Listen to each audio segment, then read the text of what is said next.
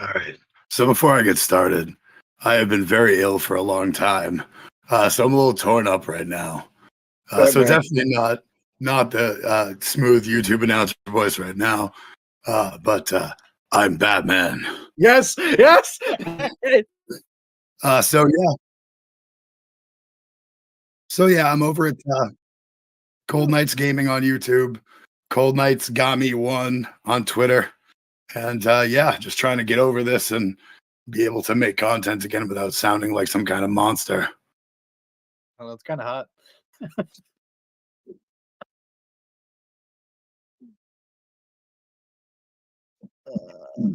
I'm RadBash, the Dork in the Skull Mask. RadBash Gaming on YouTube. At your boy RadBash on Twitter because Twitter hated me and took my original account. But yeah, I do gaming content and yeah, like Zeus said, I'm a member of the Radical Losers and pretty much it. That's me.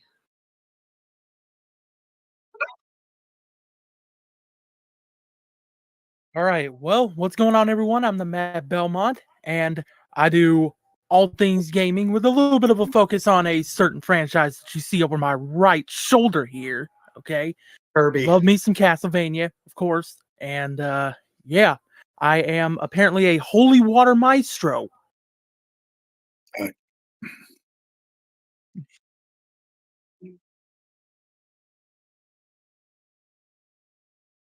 Oh, I just dropped a video today showing off that maestro-ness.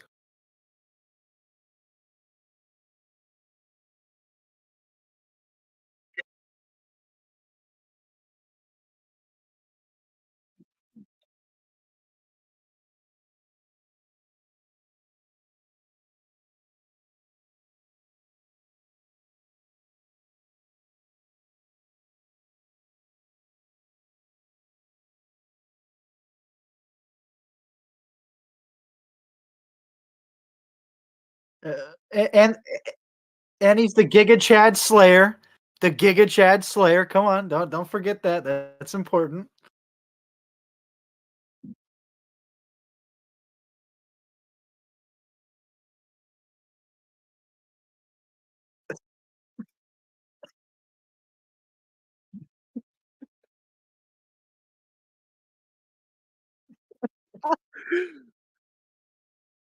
Kyle?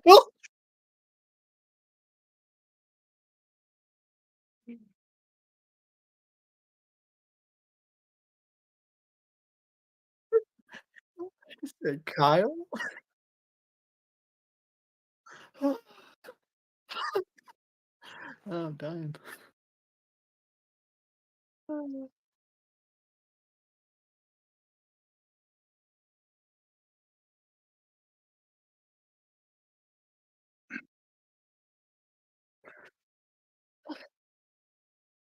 I mean, Jay, do you want me to go first or? Sure.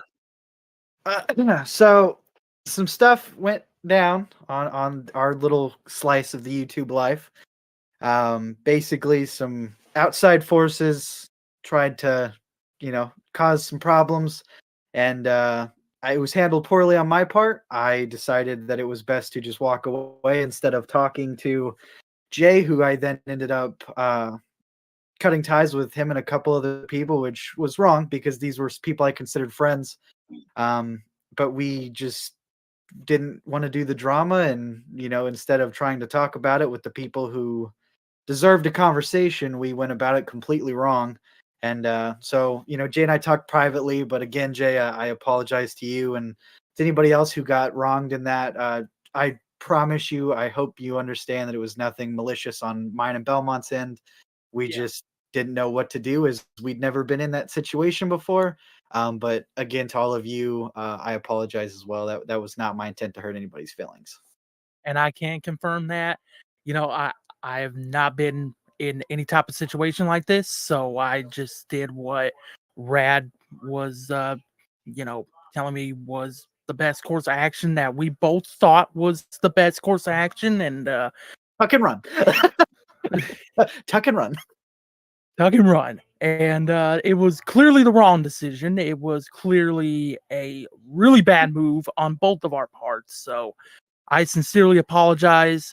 to anyone that I may have hurt with my actions. I did not mean to do that in any way, shape, or form, and I just hope that you can forgive me. All right. And I will say, it's really sad the state that Twitter, YouTube, and social media are in, where you can have someone that's on the outside, that's not affiliated with either group, literally start like a turf war. And it's completely ridiculous. So I do not condone anyone talking any shit, anyone spreading rumors, anyone personally insulting people at all, especially not in my name or the name of my community. So I'm absolutely sorry that that happened. And again, we've determined that they don't seem to be affiliated with anybody, but it's a disgusting thing. And I think it's made us stronger as friends and as leaders of our communities. And we've learned that if tomorrow someone comes to me and says something awful, or someone comes to Bash and says something awful, we know the first call we're going to make. We know the first call we're going to make is to each other. Yeah. Because these are bad actors with bad intentions, and they wanted to see both of us hurt, and that happened. And we're not going to let that happen again. So for anyone that's watching, it's all put to rest. We're collabing, we're working together, we're making plans. And I know there's a couple people who may not quite yet be comfortable with that. Please bear with us, man. We have no ill will towards each other. So to any Cold Knights folks, to any radical losers, all we got is love here. So give it time and you'll see that there's no bad intentions from any of the three of us as leaders in those communities. And I hope that we can get everyone back together so we can all enjoy and watching, consuming, and sharing each other's content like we did back in the old days. That's beautiful. Wow, that was beautiful. Whoa, that wow.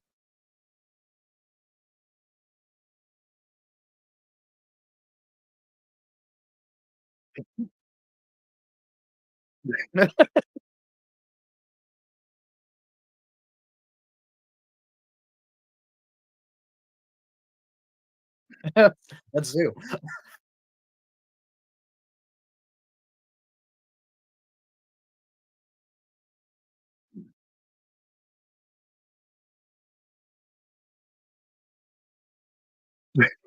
Nobody's even I feel here. like this happens every So time. so man. nobody's even hearing my stupid fucking ass because I'm okay.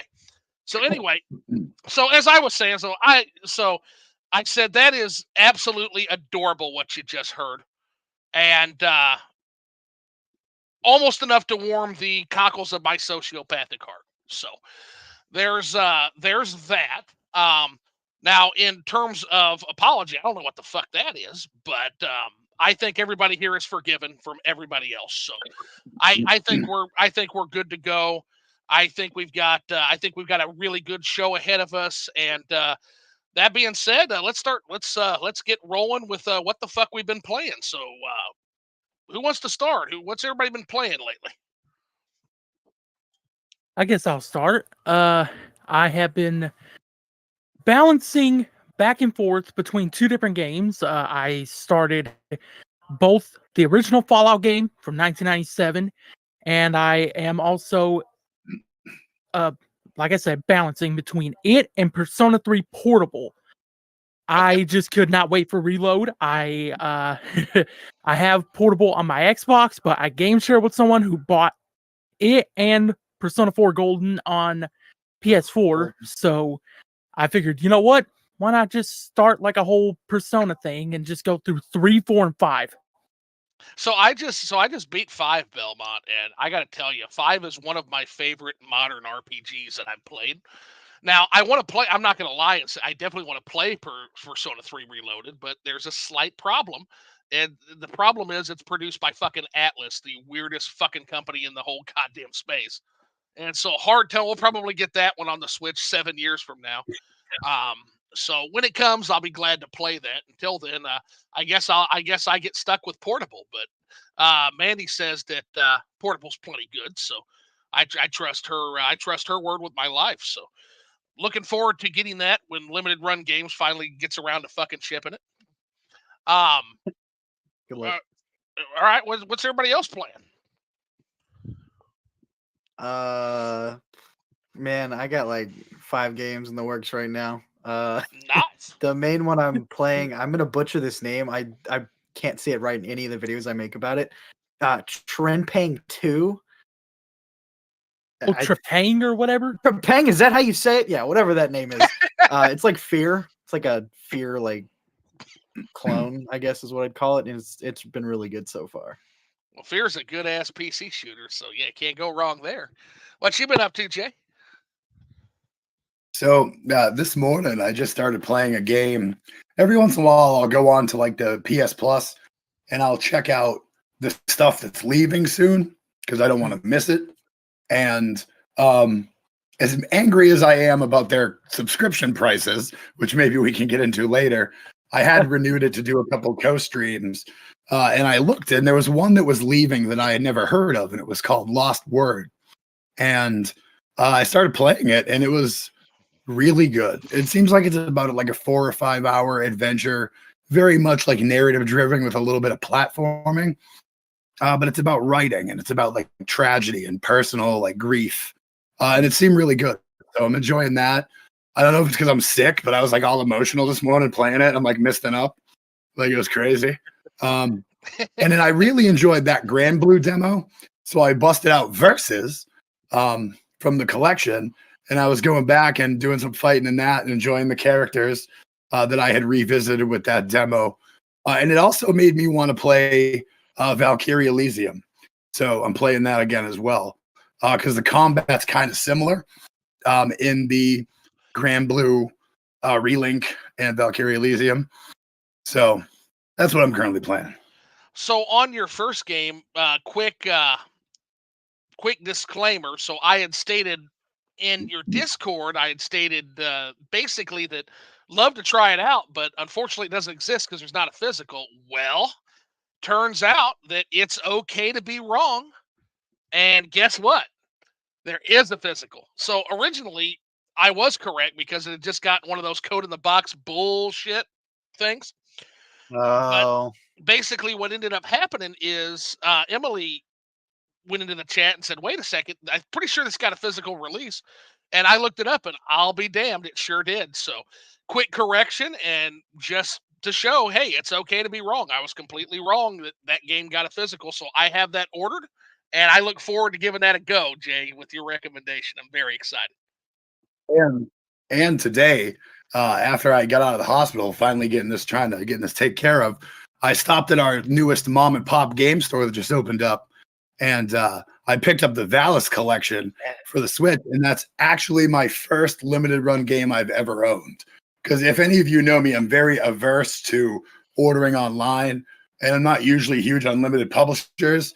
But the funny thing is, when that came out digitally, those games were like $20 a piece digitally, which was ridiculous.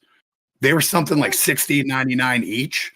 So to get all three would basically be the retail price. Yeah. So I was happy to be able to get that in a physical for basically $70. So it was pretty neat. Valis is good. It ain't that good. So yeah, I'm glad you were able to kind of save a little bit of money there. So for sure, Valis is a good game, but $20 a piece for every Valis game, damn. Yeah, no. Yeah, no. That's a good way to put that. So I've been playing Batman Arkham Trilogy, and I gotta say, I'm pretty positive on it. I'm playing Arkham Asylum, and some general thoughts about Arkham Asylum. I adore this game. So it's kind of got a combination of beat 'em up stealth game and Metroidvania to an extent that I really love. But more importantly, like you know me, I always kind of wax philosophical at times. So looking at this, are you guys familiar with Michel Foucault? He wrote a book called Discipline and Punishment. You guys familiar with that at all? Yeah. So essentially, basically, he presented a theory that he built on Jeremy Bentham's theory of the panopticon. Panopticon is like a perfect prison. Imagine a tower in the center of a prison, and the tower overlooks all the prisoners. They can see they can see out of the tower. The guards can see all the prisoners at the same time, but there's an obscuring vision. There's like an obscuring view to where the prisoners can't see the guards and can't see where the guards are looking. So essentially what this is it is a prison that that you have to assume that you're being watched at all times, even if there's only one fucking guard and that guard's not even looking at you, because you can't see it and they can see all of you. You would just assume it. And it's kind of an overall metaphor for the surveillance state in general. Batman in the Arkham games taking the place of that surveillance state. You know, if you remember the Dark Knight, there's the criminal at the beginning of the movie that's like, nah, I don't feel good about tonight because of the bat signal in the sky. Like, Batman might not have even caught him. Batman can't be everywhere at once, but yet at the same time, this criminal is like, I'm not going to chance it. And so that's kind of a metaphor in a way for the surveillance state. Now, the interesting thing about Arkham Asylum is the failure of that surveillance state. It is honestly a story of Batman's failure to an extent. Because what ends up happening is Batman can't be everywhere at once. So Batman's dealing with the Joker. Meanwhile, the Joker's goons are all at this Blackgate Penitentiary and a fire starts because Batman can't be there. And all of these different variables and variants coming into play causes that chain reaction that leads to the Arkham Asylum crisis. And I fucking love that. I absolutely love this idea that, you know, even a superhero as spooky and scary as Batman, it only takes one set of variables that overwhelms that controlling mechanism, and the entire thing falls apart and leads to all of the events that come into play later. And go ahead, everybody can go ahead and take a shot and stamp their bingo card. Yes, I'm talking about Ashby's Law of Requisite Variety. Yes. So definitely take a shot. But yeah, Arkham Asylum is the only one of the games I've played, Shelly Steam Deck says.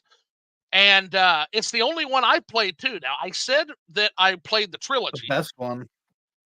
And well, I have to agree, Bash, because for some reason, Warner Brothers forgot to put their other two games on my cartridge. So we're going to have to pretty much cut the review there, except for screenshots showing that I can't play the rest of the fucking games. So it's, I don't know. It must have been an error. Must have been some kind of an error, I guess. But before we go further, I just want to get into comments. We're going to read all the comments here. So Just Jims is the first one in. He draws first blood. Just Jim says, "Hey all, what's going on, Brandon? Mayor Brandon, live from Chicago. What's going on, Brandon? Got the fellow Brandon. Yep, got Mad Kaiser. He says, I am here, and quite a stacked podcast we got here. Yeah, this is one for the ages, man. Yes, sir. This is one for the ages. Phil One Up Collect says, you're forgiven. Mistakes are made. Also, Zoo, you're muted. Thanks, Phil. I greatly appreciate that, man. Wouldn't be a fucking liquored up live if I didn't start the stream with nobody being able to hear my ass. Then Brandon says, can't hear Zoo. Mandy's here. Welcome, Mandy. Says, hey, we can't hear you, Zoo. Mandy. Now Mad Kaiser says, I can hear you now. So that's after I got my shit together. There he is. Just the Jim says. Chill Collects, welcome, man. I appreciate you coming in, and hope you get comfy, because these can go for a while sometimes. Caught the stream just in time. Then we've got Shelly Steam Deck saying greetings, everyone. So yeah, it looks like we got a full house. Looks like we're kind of packed in the chat too. So this ought to be fun. So one of the stories I saw today that I kind of wanted to touch on you guys with, I guess we should open up, because Jay shared this, and Jay actually was the very first one who brought this to my attention. And it's a little game called Pal World. Have you guys seen what's going on with this shit? Pal World? It's called Pal World. Yeah. So Zoom. Funny, my wife has already downloaded it, and she's been playing it for a couple hours, and she's fucking loving it so far. So here's it's called Pal World, and what it is it's kind of a direct competition for Pokemon. Is it the one with the guns? Yes, yes. And I've seen that. Oh, that game. Yeah, I know. Now I know the game. Yeah, it's like Pokemon meets Breath of the Wild meets Ark. So my kind of thoughts on this whole thing is, it's just Nintendo. Nintendo needs to understand that it's not their hardware that has to compete. It's their software that has to compete. Now, Nintendo can blue ocean their way out of hardware competition all they want, But at the end of the day, their software is going to be forced to compete. And that's literally what's going on with Pal World. Pal World is direct competition for Pokemon in my eyes. You know, there have been a lot of Pokemon competitors in the past. Shin Megami Tensei might have been one of those. You got like, I think it's called fucking Tim Tim or some shit. But the problem is, is Pokemon has never been as weak of an IP as it currently is due to some of these releases that have been mired in controversy. Now, I personally love Pokemon Scarlet. I loved it. But at the same time, that game had a lot of technical problems in it. And apparently there's also a lot of decisions people aren't liking in the show. So you're starting to see competitors move in. They're kind of smelling that blood in the water for Pokemon. And I actually broke down the macroeconomics, I think on Crimson. I think it was either Mad Kaiser or Crimson Roscoe had something on it. And I broke down the actual sales data on that shit. And essentially, Scarlet Violet underperformed Sword and Shield. First time we've seen a Pokemon game do that in a long fucking time, right? And so basically what I think is going to happen is you had Scarlet Violet underperform Sword Shield. If Pokemon doesn't do something, I think the next game, especially coming out on potentially new hardware that's not going to have the install base, I'm strongly predicting that game is going to be yet another decline from Pokemon Scarlet Violet. Meanwhile, you've got this game that sold 1 million copies in 8 fucking hours, man. Asmongold has played this game. Like, people can't stop streaming this game. I think it's the perfect encapsulation of the lesson I've tried to tell people about Nintendo since I've started this whole thing.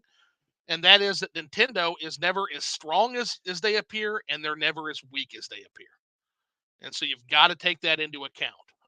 Thoughts, guys? All right, I got to start on this one. Yes. So I remember getting into it heavy with people back at the end of 2021 and into 2022 about the Scarlet and Violet. Those games are incredible, and they rekindled my love for Pokemon. All right, I wasn't one of the Sword and Shield folks.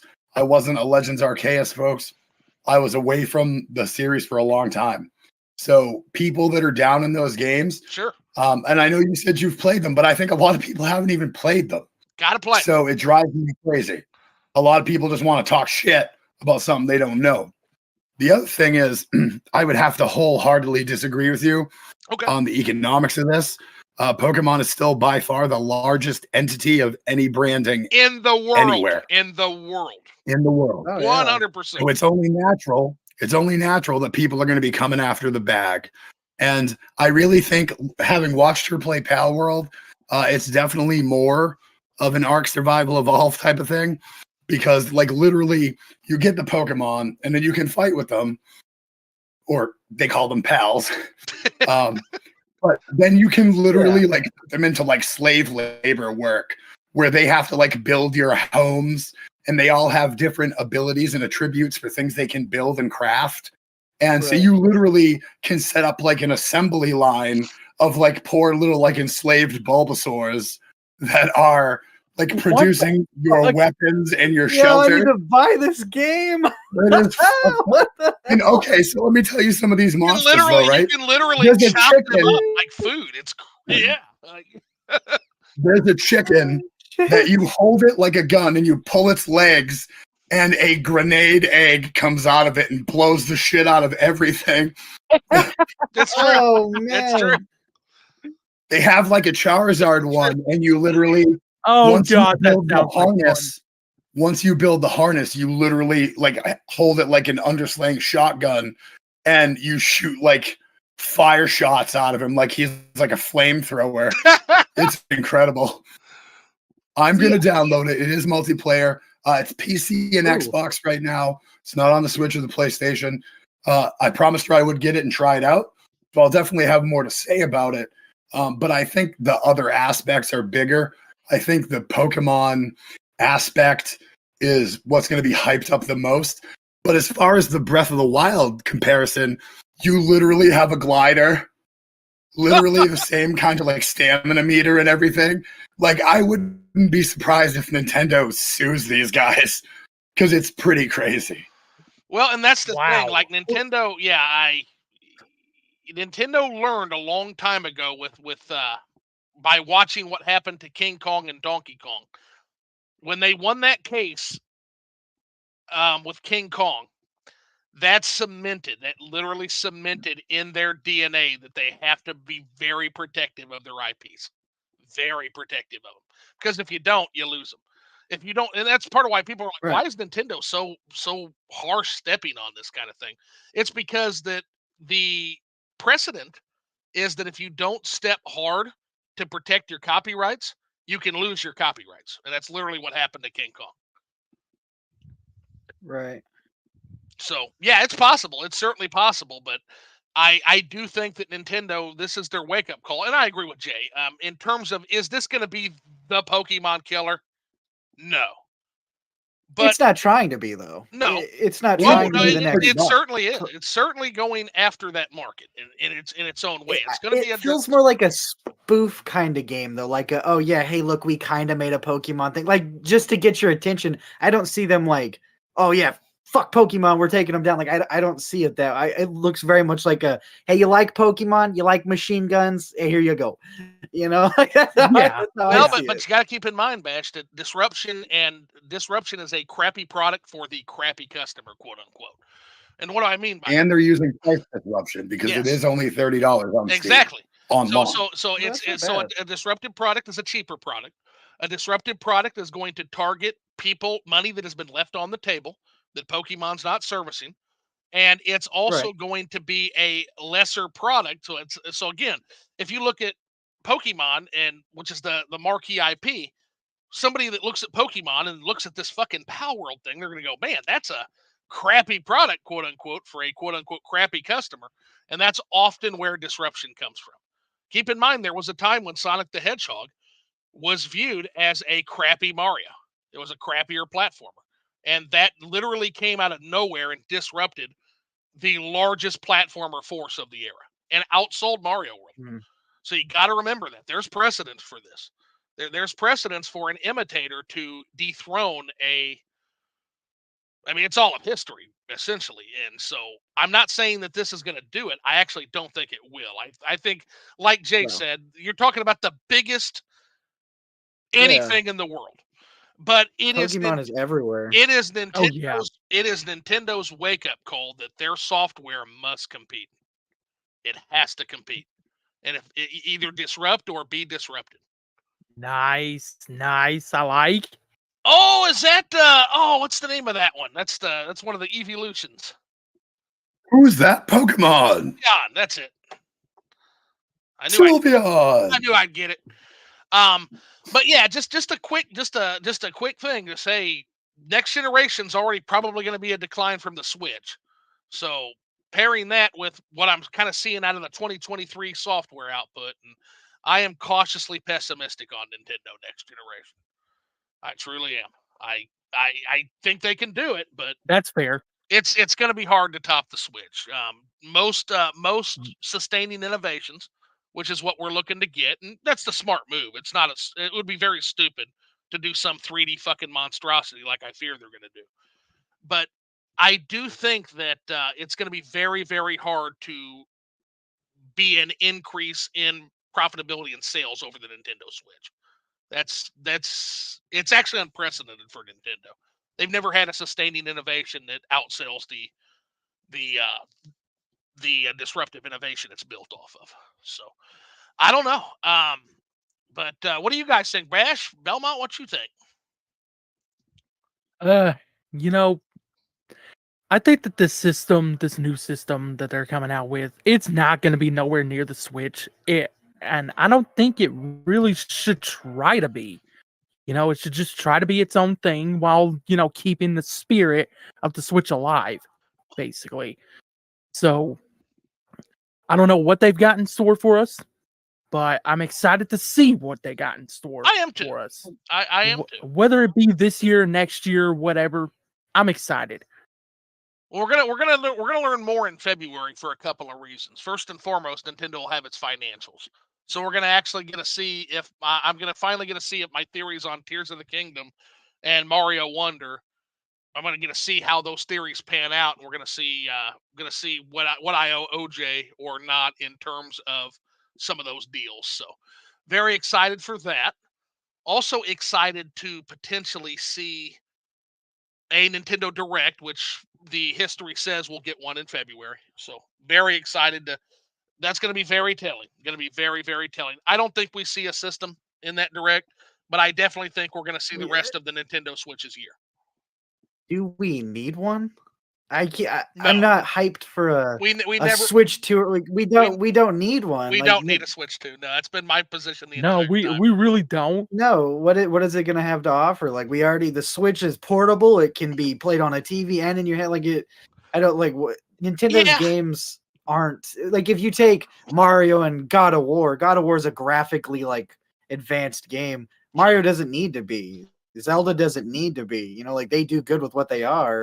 So I don't think a Switch 2 is needed or anything like that. I think they should just continue with the Switch. Me too. But I mean, that's my opinion. And I agree with you. And there was a time when I used to say it'll be 2025 at the latest. We'll see one.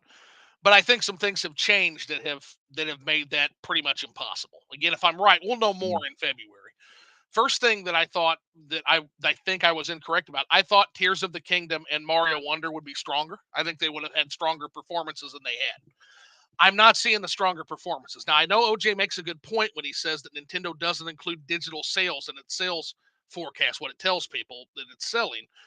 But when you see, they do not include their digital sales, are the only one that doesn't. But at the same time, when you have Super Mario Brothers Wonder losing to fucking Spider-Man 2 on an install base like the PlayStation 5, 2D Mario is one of the biggest fucking games in the world. That scared the shit out of me. I looked at that and I said, ooh, that's not good. Tears of the Kingdom comes out strong, 16 million, and then hits a fucking brick wall and can't breach 13.5 the rest of its fucking lifespan so far. Again, maybe February changes that with the holiday. But if those games not carrying and if those games aren't selling like Nintendo thought those games would sell, that's going to put a fire under the investors' ass to get new hardware out. But my assumption was that those games would sell and they would carry the Switch through 2024, and then we'd see the new system in 2025. So February is going to be very telling. I think if you see those sales up, and I think if you're seeing Mario Wonder at 20, 25 million, if you're seeing Breath of the Wild at 20, 22 million, or not Breath of the Wild, Tears of the Kingdom, I think if you see that, I think that shows us that maybe there's some sales legs to these systems. If you don't see that, if Tears of the Kingdom is still under 20 million, and if Mario Wonder hasn't breached 20 million this holiday, I think that points to the groundhog. I think the groundhog's out, and I think we're getting the new system in 2024. So it's really we're gonna live or die by February. Yeah. Here's what I predict. I predict that Wonder will have gone over 20 million. I think that Tears of the Kingdom will still be under it. Ugh, yeah. So you think Wonder can pull it off, huh? Yeah.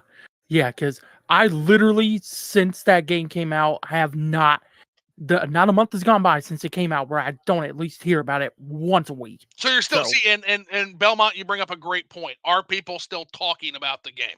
Yeah.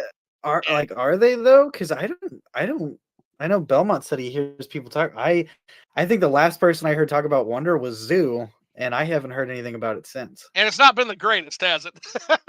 No, it's not. So I mean that's why I got it. I never touched it. And again, this is coming from somebody who is a 2D Mario fanatic. Right. And Jay actually mentioned, he said, play new Super Mario Brothers U again. You might have better things to say about it. He was absolutely correct. After playing Mario Wonder, going back and playing an actual fucking, even a lazy bare bones effort like New Super Mario Brothers U, it's like, yeah, at least this is a 2D. I'll be back. At least this is a 2D Mario game, and it's not a 2D Mario game with a 3D Mario skeleton shoved in it, which is what I felt about Wonder. Yeah, I don't, but even kind of Tears of the Kingdom, it was pushed heavily, and then I mean, when it came out, I didn't hear anybody really talk about it. There was about the first 2 months, and then after that, it was like a fart in the wind, man. Yeah. It's for in I think terms of the it's actual most consciousness. Nintendo stuff, though. Most Um, Nintendo stuff is like pushed, and then it kind of Breath of the Wild silenced. wasn't. Minus Breath of the Wild. Breath of the Wild, everybody's to this day still talks about that game. Breath of the Wild and wasn't. Mario I Brothers. feel like I'm missing out on something. You are missing out on something. You're absolutely missing out I on need to something sit with Breath down of the and Wild. actually I adore play Breath it. of the Wild. I need to give Tears of the Kingdom another chance. Tears of the Kingdom, like I'll play it and then I immediately fall off. And I don't know. I don't know if it's the. I don't know if it's the Link the Builder. I don't know if it's. Link the Builder. Yeah, I don't know if it's the Link the Builder mechanics. I don't know if it's the fact that that Ganon is back and it makes no fucking sense because after Calamity Ganon, I don't know what it is. I don't know if the fact that the world is so fucking busy and I'm torn in 90 different fucking directions, like questing wise, not just like exploration wise. Not saying it's a bad game. It's not a bad game. Wonder's not a bad game. But there's a difference between talking about a game being a bad game and a game being that marquee Nintendo experience that we absolutely fucking need to have, especially as a Right. system seller. I love Nintendo. I've been a big Nintendo fan for pretty much my entire life. I always feel like their games are kind of they get pushed, they come out, and then that's it. Like you move on. There's You a know, reason for they that. could have great Yeah. games, There's but a it just reason for everybody that. just There's I've got many theories as to why that is, but when they make a hit though, nobody does it better. And again, despite my channel name, I am a Switch fan channel. I have a very love-hate relationship with Nintendo. So it just and that goes back literally decades. Jay, you can attest to that.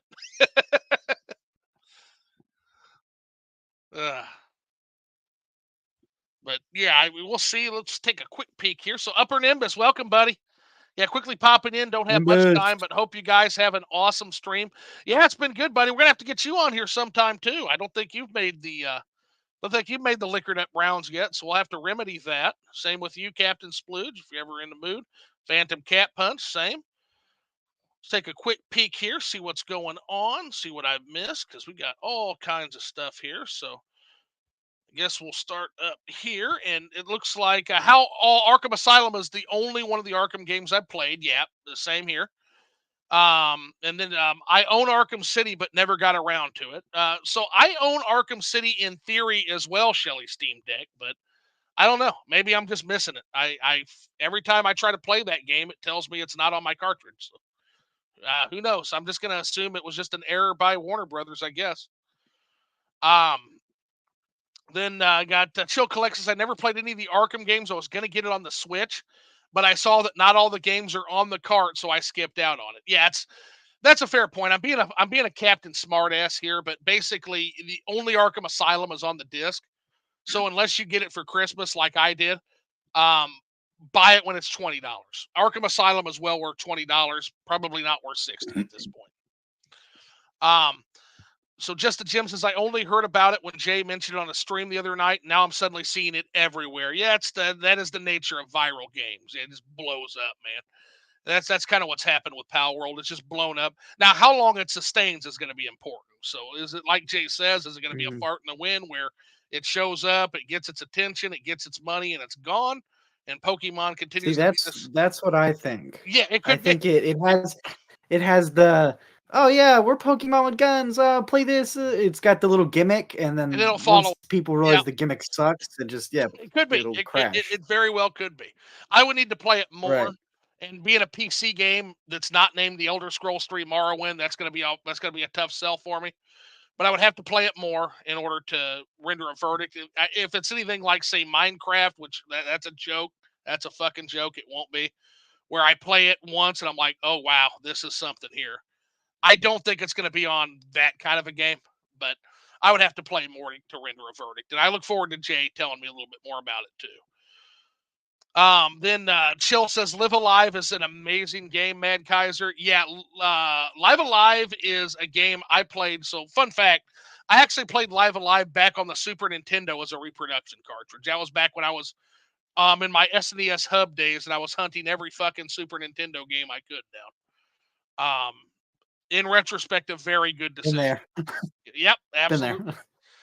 there. He says, yeah, in that Shell Collect so far, it's a blast. Currently on the present day after beating prehistory, Imperial China, and near future. So, Kaiser, I'm curious to see you and Shell Collects. What is your favorite era in Live Alive? I'm kind of curious to hear what you'd say about that. And then Kaiser says, I was mainly curious after beating Chrono Trigger, learning that game likely was an inspiration for Chrono Trigger. Even had the same. I think Live Alive came after CT, but let me check that. Let's fact check that real quick. That was a late era Nintendo joint, is what that was. 19. Oh no. Okay. Yeah. Oh wow. No. Kaiser might I think be it was right. 94. 94. And I think that puts it on the wrong end of Chrono Trigger. Yeah. Wow. 1995. Holy shit. Learn something Yep. every day, man. Chrono Trigger. Wow. Me and Chrono Trigger are the same fucking age. Holy shit.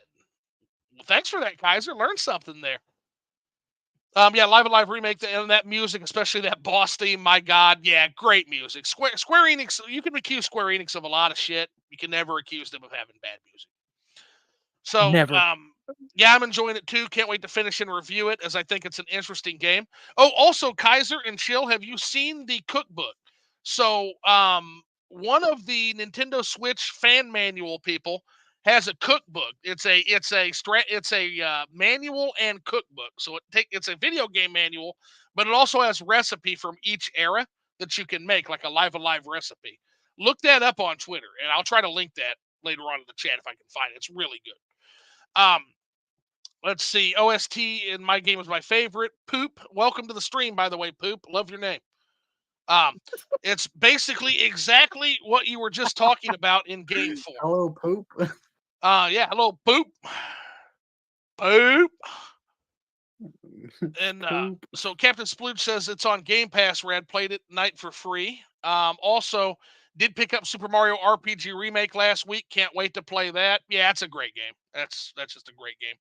Oh, Scorpio's in the house. I didn't expect you to listen till tomorrow night. He says dropping in to show some love. Got to get back to work, but can't wait to catch up on the podcast tomorrow. Always, buddy. The Radical Creepy Holy Water Ghost Crew, he says. What a name. That is epic. That is a hell of a name. Yeah, fuck it. Let's see if we can. Yeah, they might be able to put that on a fucking band. Actually, the Radical Creepy Holy Water Ghost Crew. This is my next tattoo. Get it right on my Well, chest. that fit right in on fucking Scott Pilgrim. So Sylveon is I'll dope. get that shit all the way fucking down my arm. Sylveon is dope. Don't care what anyone says. Yeah, Sylveon has Pixelate. Like, Sylveon is Sylveon's a fucking monster in competitive. Best Pokemon there is. Fuck, Pixelate Hyper Beam, like, get fucked. And then also you can pull off some Boom Burst shit too, I think, in some of the games. Baldur's Gate 3 stomped Tears and Wonder at the awards. Yeah, Baldur's Gate 3 pretty much stomps everything, Splooge. Baldur's Gate 3 is... don't get me started. Don't get me fucking started on the ultimate trajectory. But it's the ultimate trajectory. I'll just leave it at that. Everybody who listens to this knows what that is. Hello, everyone. Welcome, Phantom Cat Punch. Glad you're here, buddy. Mad Kaiser says, plus, I think the new system probably will help a lot of third-party games that did skip the Switch, because whether it's lack of power, lack of faith initially. Yeah, boy, they fucking lost out, didn't they? But here's the thing, Kaiser. Like, honestly, some companies just aren't fans of Nintendo, especially your Western third-party developers. They're just not. It goes all the way back. There's bad blood that goes back to the NES era. There's real fucking bad blood there. Some of it's well-deserved, some of it's not. Like if you look at like Rockstar Games, there's some genuine well-deserved bad blood with Nintendo there. If you look at EA, they're just a bad actor that just doesn't like the way Nintendo does business, like properly, essentially. And Nintendo they don't view it as a platform to push their fucking shovelware. And so that's the problem. So, I mean, the problem with that is, like, if they missed the boat on the Switch, I gotta tell you, if you skip the Switch and you jump on the Switch 2 or the Super Switch, you're some kind of fucking stupid. You're some kind of fucking giant fucking moron. I gotta tell you, because that system will not have ever even close to the install base as the Nintendo Switch will. Like, just historically speaking, like if you missed out on the Switch and you jump on the Switch 2, you fucking missed out. But what do you guys think? Thoughts on that? Yeah, I can agree with that. I mean, like, I still don't understand why Rockstar took so long to even port Red Dead on over. That's a whole story. And also they could have had GTA 5 out there. They could have just ported the 360 or PS3 version on over there. We We all want GTA 5, yeah. Like, it would have done really well. But no, they gave us they gave Switch owners the definitive collection, which I'm not even going to go into that. They fucking hate Nintendo. But that said, they kind of hated everybody with that particular collection. Yeah. Jay Bash, what you think?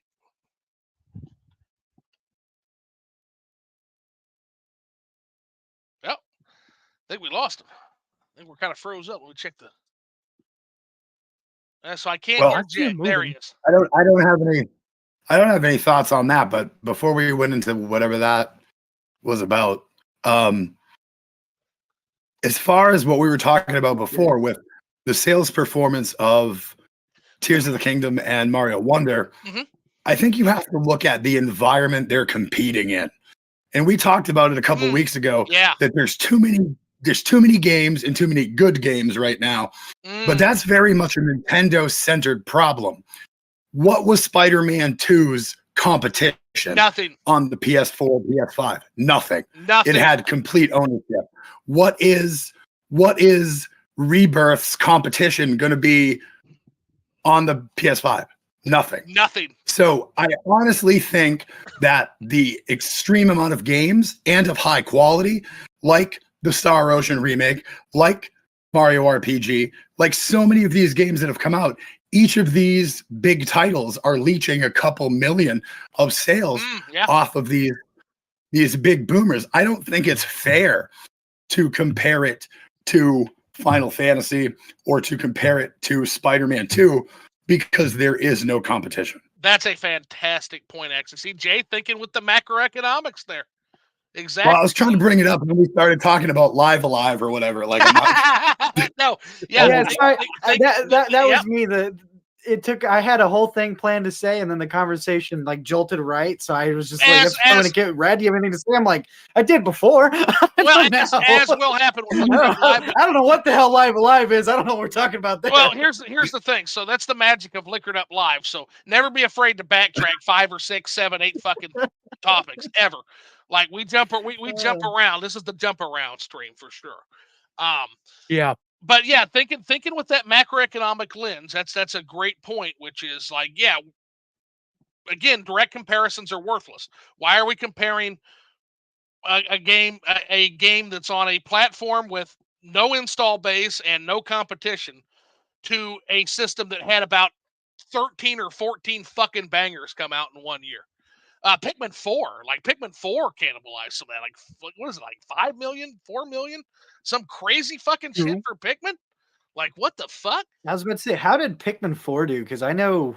Great. I mean, Pikmin's never been a very I big can't make Nintendo fun of franchise. Pikmin anymore. I can't make fun of Pikmin anymore. That's how good it did. I had to go pick up that Pikmin 1 and 2 remaster because I don't remember if it was on Kaiser's list or Nimbus's list. They were like, that game's gonna be rare. They didn't print many. And I'm like, hell yeah. I'm grabbing that. Yeah, no, Pikmin. I still haven't opened it. Pikmin I don't hate Pikmin. I just have no desire to go Pikmin crazy. Not to mention, y'all. Nope. What you got? Not to mention, we had this come out last year too. So yeah, that game that game that nobody bought that everybody should have bought. Yes, that game. But those games like that and Engage, even if they're nipping off 500,000 from those role-playing sales, still 500K, still $1 million. Yeah, absolutely. So yeah, again, so it's compared to what? It's the economist question, and Jay asked that wonderfully. And then we got to And the other thing that drives me crazy while we're on Tears of the Kingdom is I've seen so many people on Twitter and YouTube suddenly turning against Tears of the Kingdom. Oh, I know. Like, I'm seeing all these videos come up Posers. on my timeline, and they're like, Tears of the Kingdom is not a good game. Tears of the Posers. Kingdom is boring. And I'm like, oh my God, if you think that, and I'm sorry if I'm offending anyone, you No. are a fucking poser. Poser. You loved it when it came out. I've met two people. They either loved it when it came out or they didn't play it. That's it. But That's me. suddenly we have all these people that are like, oh yeah, I tried to get into it and I just couldn't. It was so terrible. Oh my God. And I'm like, you just want to get clicks. You're a fake YouTuber. Oh, that's half of YouTube now. Everybody sells out Posers, faster yeah. than shit. And Yeah, again, they'll talk about whatever's trending in the wrong way, and I hate it. and I have a lot to say about this, because in general, like, I am that old crotchety motherfucker who was bitching about Tears of the Kingdom's direction from the fucking beginning. And Jay, you can vouch for me on this. Like, can't confirm I was skeptical of Tears of the Kingdom in the beginning, and I was skeptical after it came out. And to hear all these people that were literally just gobbling it up, just blah, blah, blah, blah, blah, oh, how much more can I fluff you? Blah, blah, blah, blah, blah. And then all of a sudden they're like, oh, this game sucks now. It's like, motherfucker, I'm the one who said this game was kind of a letdown from the very beginning, and I took the fucking barbs and arrows at the beginning. But there's other people that I've been talking to that are just as shocked by it. I was talking to Steph 2 Def the other day, and I was telling him, like, this everyone talking shit about this game, and she's like, how the hell is that possible? This game is incredible. She's like, where the hell did that come from? See, and I'll tell you where it came from. Some popular YouTuber that's got 500,000 subscribers made a video, and then all the YouTubers that are between 500 and 10,000 subscribers were like, I need to make that same video because so-and-so made it. And again, I'm very bitter about this, because here I am at like 100 some odd subs, and I was the OG shit talker on Tears of the Kingdom. It was me. I was the first you didn't even one. like Breath of the Wild. I had to change you on that. I like Breath of the Wild. No, I always love Breath of the Wild. Tears of the Kingdom's the one I couldn't stand. Tears of the Kingdom. Well, you didn't like my Guardians. Yes, I did. My champions. Yes, your champion. So so let's put that at, so great story behind that. So Jay did convince me. So Breath of the Wild's gameplay, I adored. But I said famously that I really don't care about Link's shitty friends. And Jay, literally, this was like the impetus for Jay to make this amazing video. And if you guys haven't seen it, go to his channel right now and watch his Tragedy of Breath of the Wild video. And he will change your perspective on this. And then he also changed my perspective on the Yiga clan. Because he brought some history and some facts that I didn't know about with these guys. I like that one. It was fantastic video. And that's the thing. So there was a lot more. So Breath of the Wild is just, there's not one place you can touch it. Like even in the areas where I used to be a crotchety old man on it. Now, Tears of the Kingdom, like, I was the one originally being like, I don't know. I think fusing all these pieces of shit together kind of clashes, and building a fiery titty dildo robot. I think that these clash with the dark fantasy wonderland that is Zelda. I think this is a clash. I think I don't think it works well together. I don't think it meshes well together. I was that guy. Before the game even fucking came out. And now you have all these posers showing up being like, yeah, the game was never that good. And so, never that good. This game wasn't shit. It's like, I was saying, it pisses me off.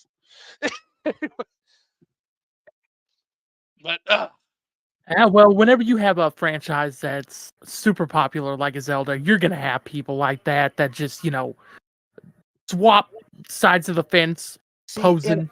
And I won't talk crap about Breath of the Wild or Tears of the Kingdom. I've openly stated they're not my Zelda games. Zoo shits on me all the time for saying it, but I like Wind Waker. Wind Waker's my favorite. Yeah. Ocarina of Time, the old school Zelda, those are my favorite. Old school but Zelda, I will give credit. Breath of the Wild. Yeah, Zoo, I know. Old school's really we can get into a whole fucking thing about that later. I'm talking Ocarina, Wind Waker, those are my favorite. Like it hands down. Okay, so Breath of the Wild did great things. I won't front and say that it didn't. Breath of the Wild is a phenomenal game. I know that everybody loves it. Even I can get into it. I'm not saying I can't, but it's the open aspect that I don't like. And maybe it's because, as you would say, I'm dumb or this or that or Rick and Morty something. I like my simple Zelda, bro. I like when Nintendo slaps my ass and tells me to go over here and then tells me to go over here. I don't like when Nintendo just like lets me go off and be a big boy. I don't want to do that. No, I want Nintendo to tell me where to go. So I would never break out the Rick and Morty for that. Rick and Morty, there's a special place in hell reserved for people I throw the Rick and Morty at. Like, you're in hell when I throw the Rick and Morty at you. Or the stepladder joke. Okay? Like, for real. Jay's just pulling out his toys, man. That's awesome. Yeah, I get it. That's fucking awesome. You guys like Smoliv? Smoliv. That chunk. Well, the Smoliv, I'll tell you, Smoliv was one of my favorite mons from Scarlet Violet. Like the evolution of that Pokemon's a beast. That Pokemon's a fucking beast with like a you pair him with what item did I pair that with? A weakness policy. You put a fucking weakness policy on that mon. That thing can one. It's a matter of what that thing can't one shot. That thing is a powerhouse, but anyway, yeah. So I'm not a Pokemon guy.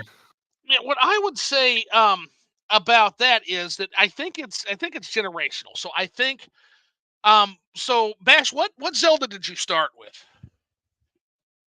So my first one was A Link to the Past. Link to the Past. On, okay. SNES. So yeah, that was my first. So one. You started with the bridge game. So that is yes, absolutely, because that was the bridge between classical Zelda and Enuma Zelda. That was the bridge. Yeah. The first one I really beat by myself alone was Wind Waker. Yes. I love that game. I love the way it looked, despite I guess everybody else had a problem with it. I love the way it looked. And again, I like the pirate theme. Like this is cool. This is the poser shit that I'm talking about. The people who say Wind Waker's art style, like they don't like the art style.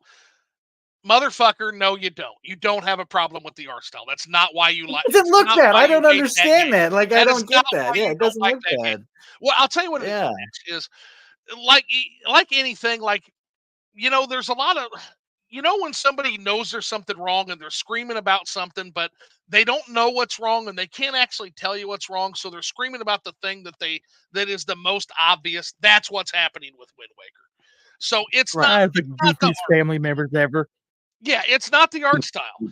It's really not. It's the fact that it's what you're hearing is the old classical fans that aren't getting that open world, dangerous Hyrule, combat centric, exploration centric game.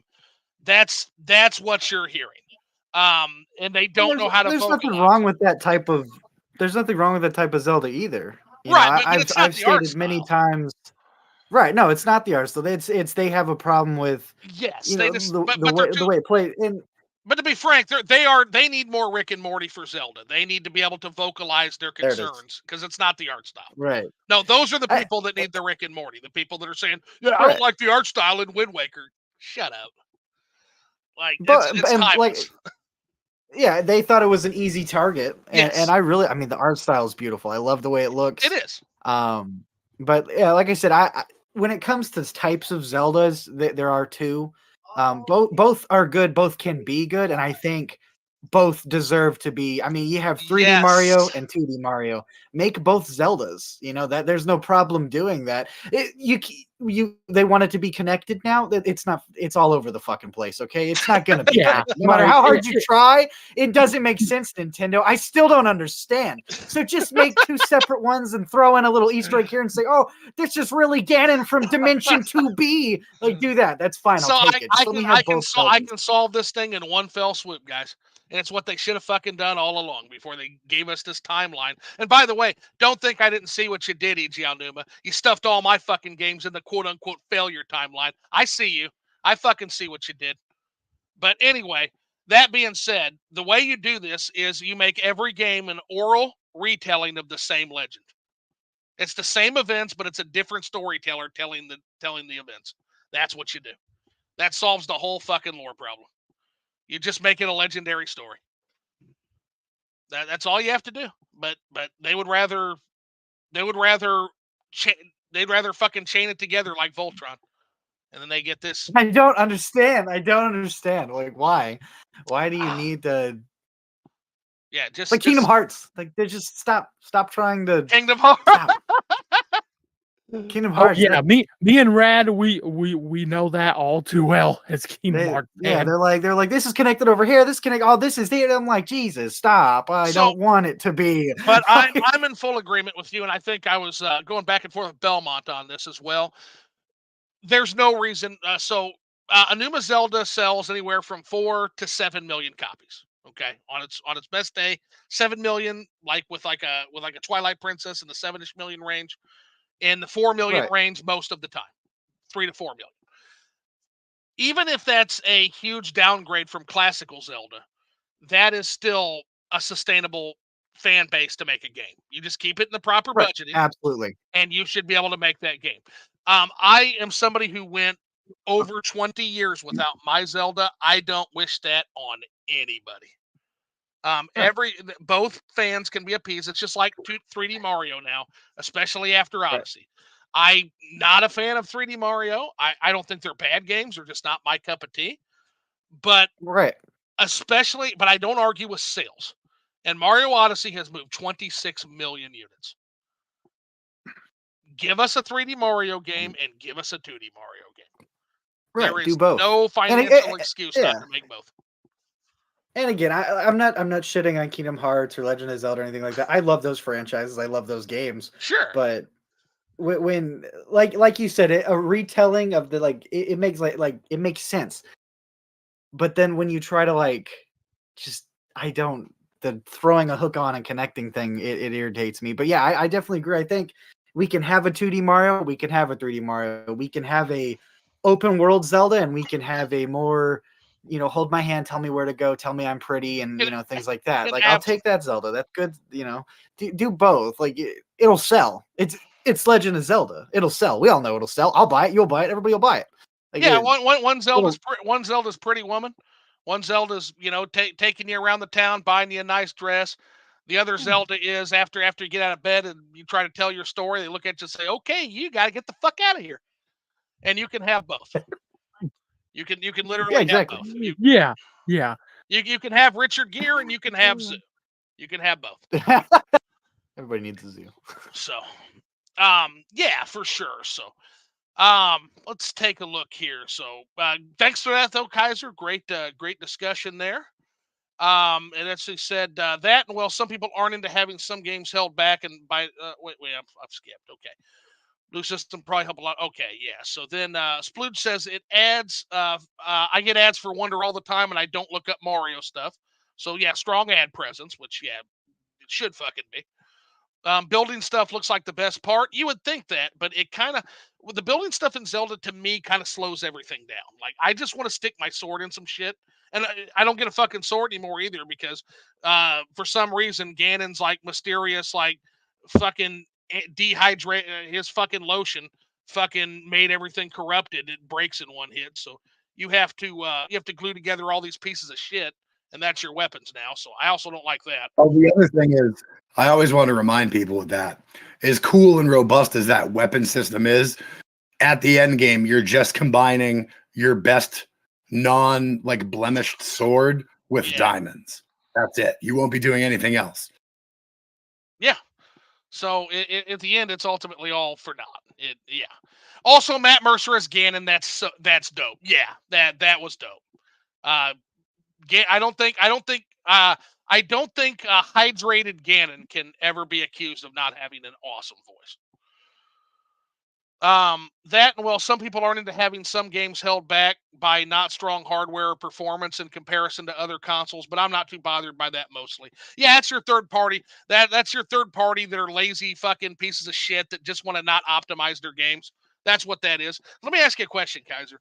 When you look at the PlayStation 5 and why is everything on the PlayStation 5, almost everything, also coming out on the PlayStation 4? is that really a next generation leap when everything also comes out on all the other systems? Well, Or is it just the fact That that these definitely happened before too, though. yeah, that's happened many times. sure, It- but they don't want to optimize their games. There's always this Yeah, fucking but lie. that only happened with the PS4 and PS3. Persona 5 came out on both of them. yep. Well, my Like point, many games for like a 2-year period did. sure. Well, we're 3 years in now, and it just seems like every single system, like we get sold this fucking lie over and over again, starting with the PS3 generation, because that's when you really started to hit that graphics diminishing return. Like, oh guys, if you just give us more power, if you just give us more graphics, we'll give you incredible games you've never seen before, and it never fucking happens. And the reason it never fucking happens is because you guys aren't using that power to make better games. You're using that power to de-optimize. Instead of having to really put nice optimization and get us a good 20, 30 gigabyte game, you're throwing out these fucking 100 gigabyte monstrosities that are just completely uncompressed, just pieces of shit. And you're throwing them out there. And that's the reason why a lot of these can't fit on the Switch. It has nothing to do with these games are too advanced for Switch. It's that they're unoptimized monstrosities and they're not willing to do the work to optimize anymore. And the system's power and its processing and its graphics, because they're PCs, and that's what we get on PC, we have to optimize the fucking games ourselves, but you can't do that on a console. And so that's what I see is happening. Now, I could be wrong. I'm not an engineer. I would love to eventually sit down with somebody like NVG Dave, and maybe he can fucking set me straight. But I don't know. Maybe you guys know more about it. But that's, from my perspective, that's what's happening here. And that's why we can't ever. I don't think you're wrong, but I don't think it's the first time it's happened. No, definitely not. No, it's just like, it's a constant lie that seems to be told that I get really irritated with, because it's like, bitch, these are the same graphics I saw last generation. Like there's marginal increases here. Like Right. either we've hit that good enough point on the diminishing return scale, and that means it's time to finally start focusing on making better, bigger games, or you're full of shit. And which is it? And that's all I want to know from AAA game development land. Which is it? Like, are you blowing smoke up my ass, or are you just not trying? Right. And I don't know. Well, even the games that exclusively come out for like next gen, so PS5 and shit, some of them don't look any different than the PS4 did. No. So it's not even like it. I don't know exactly what my PS5 does. I mean, it runs good, but like that's what some of the yeah. games do look the same. Yeah, like I don't know. Your PS5 is Yeah. a subsidized developers and publishers that don't I want know to they're pay. charging me more for it though. Yep. What you're doing is you're subsidizing the developers to have an easier time developing games. That's what you're doing. That's why I call the 4K twins like dev subsidy machines. That's what they are. That's what they're for. That's how you're used. But again, that's why I'm stuck fucking 3 generations behind most times. So don't mind me. I'm a dinosaur with that shit. But like Jay says, Well, too, I mean, it's not the first time. Well, I mean, they ain't really giving me a reason to get a new system. Like, the reason why I wanted to get a Switch was because there was no reason for me to get an Xbox. There was no reason for me to get a PlayStation. And with them porting all their games on over to PC anyway, it's just like, well, I'd rather just get a Switch and then save up for a PC so that I can have my PC games. I can do, all the stuff that I need to do for work and whatnot, and then just, be content with that. I'll tell you, I'm tempted for Final Fantasy VII Remake. I'm tempted. I'm really tempted. I don't know if I want to wait a year to play that. I know it's coming to PC, but I don't know if I want to wait a year to play that. Yours. It's it looks so good. The other thing is I How kind of did you not notice that? Oh, let me I don't see. think he's looking at the screen. Yeah, Did everyone see the beard wave? Oh, there. Okay. Yeah, Jay and I were Beard wave. stroking our beautiful beards. Yeah, then I just And then joined Belmont in. joined in. Yeah, Yeah, you can't see it, but I'm stroking my non-existent beard right now, and it's just as sexy. So then we got let's see, only if you want to. Yeah, you bet your ass, Nimbus. I absolutely want you on the show. So yeah, you can come on anytime. Nimbus. City is best in my humble Nimbular opinion. one. The Nimbler one. City is best in my humble opinion. I'll have to take you at your word. Warner Brothers left my copy of City off the card. Sure, it was an accident. Yeah, I'm more of a City fan. Rub it in, guys. Rub it in that I can't play this game. Let's see. And yeah, dude, I think you and Zoo would have a great discussion. Yeah, I'll talk to anybody. I'll talk to anybody, even little punk ass bitches like Kyle that won't come on the show. Kyle, Giga Chad. The Giga Chad, the Pussy Slayer, the Giga Chad. The Pussy Slayer. Yeah, that's that guy. Yeah, that guy with his cardboard cutout. He's got those 2 cardboard cutout women he's posing with in that picture. I have this ladies. photo saved, and I don't know why. Hello, ladies. Like, ladies, if we have any ladies in the chat, you probably should go check that guy out. I'll tell you, Kyle. Not only is he 6'1", like we're talking mean machines there. He's 6'1". He also has 240 platinum trophies, and he's a real gamer. He's also a real gamer.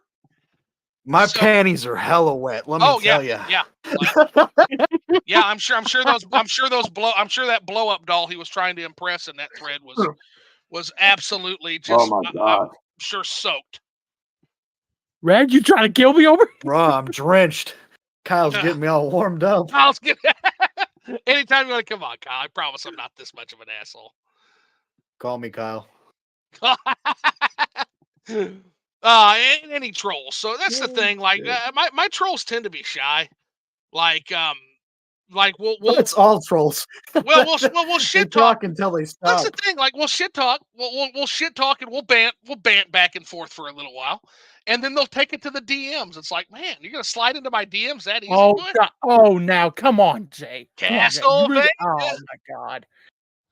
I feel like I should go grab my copy. I don't even recognize that. I want that so bad. Oh, see, I don't have the manual. Oh, you lucky. So what is this? I want that so bad. Okay, so tell me, what is this Castlevania? This was after my time, it seems like. Well, it's Curse of Darkness, but I'll let him explain it. Curse of Darkness on the PS2, one of the best games on that system. I absolutely love that game. It is one of the most underrated Castlevania games out there. Oh God, I love that game. Oh, you said one of. I thought you were saying it was. I was like, yeah, no, but I'll agree it's one of. It's one of. Okay. It's one of the most underrated games on the PS2, and it is also one of the most underrated Castlevania games. I'll agree with that. Let's say it's almost like you're trying to sell me the DVD player there. Oh, that one's good too. That's Castlevania what? Ooh, I have that one. Where's that at? It's over there. I love the art in this one. And which game? Like, look at that. Yeah, look at that. Which game is that? Man. That reversible cover is killer. That is the Dracula X Chronicles on the PSP. That is a 2.5D remake of Rondo of Blood. Ooh, it is so good. Ooh. So good. I knew I was waiting to get Belmont on a podcast. I was just going to start going through Castlevanias and having him describe them. He loves these too much. Well, I was going to say, you love all of these, all those ones that you showed, I want these like right up there with this stuff right here. Nice. Yeah, like, if I could just take all these books right here and just shove them off of here to put all Castlevania stuff up here, I would. Well, I've still not. The disrespect. I've still not played. So, Belmont, how many Castlevania titles are you missing?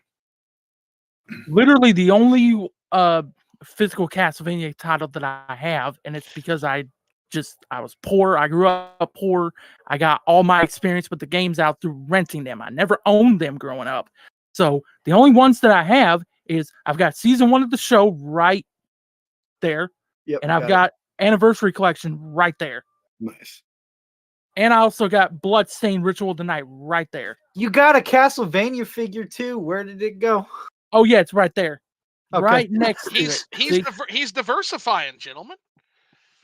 He's doing well at it too, I might add. I'm very excited for the Fallout. Yeah,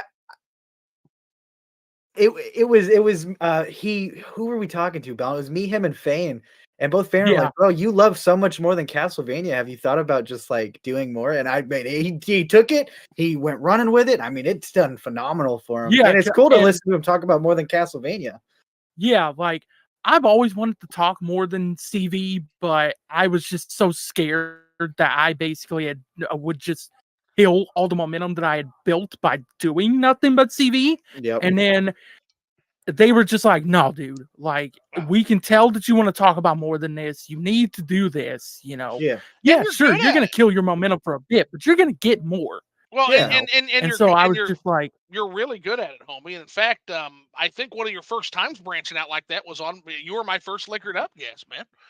And we talked a lot yeah, about a lot of yeah. different games, and you did well. You held yourself well in that combo. So, fuck yeah, man! Like branch out for sure. Like I said, like you got me wanting to try Fallout 4 specifically.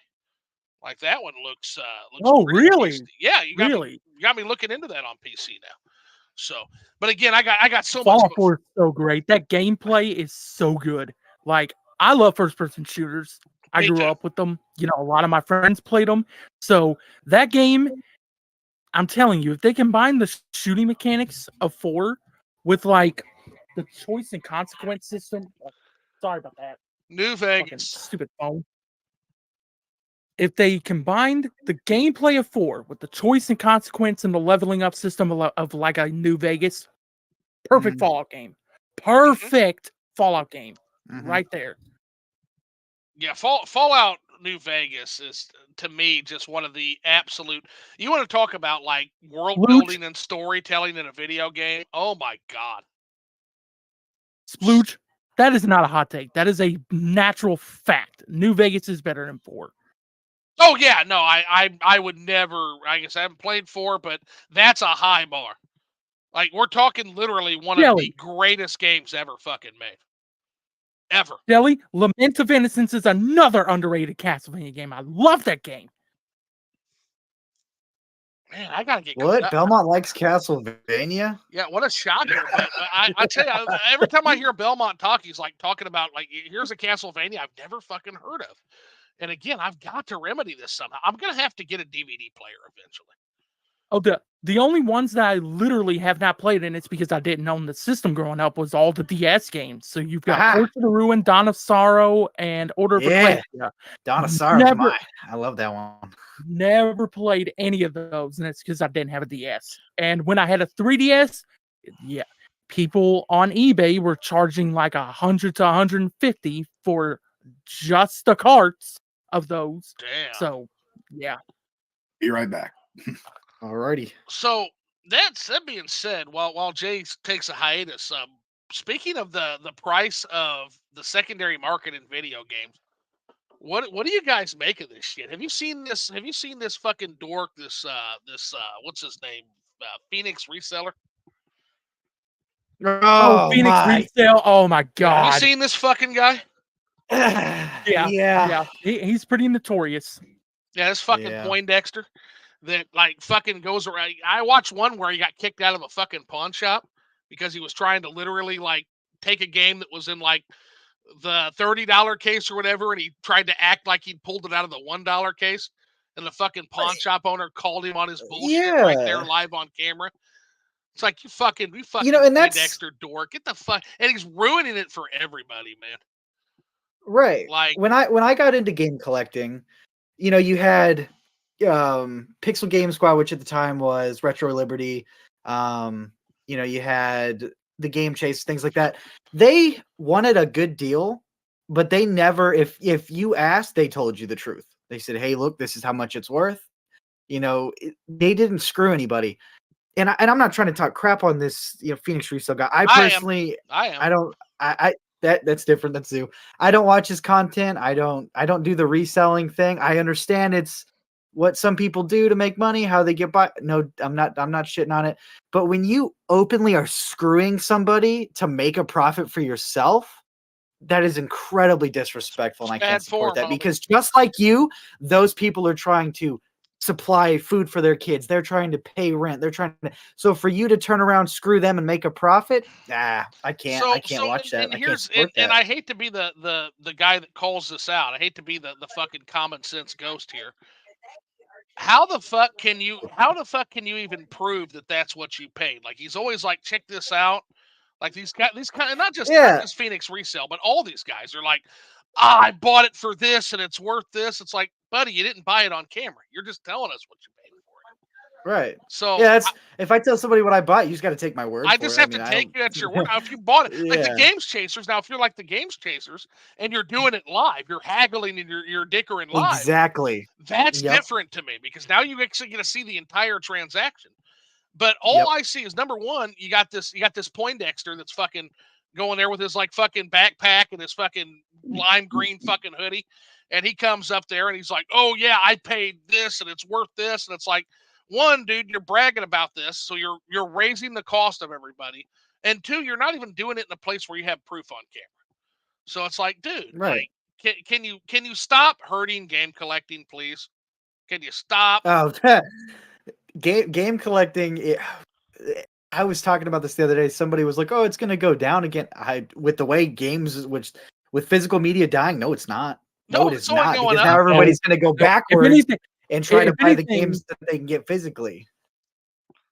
If anything, the market's just going to get even crazier. Well, yeah, because of all this. No, and they got WADA like grading fucking reproductions now.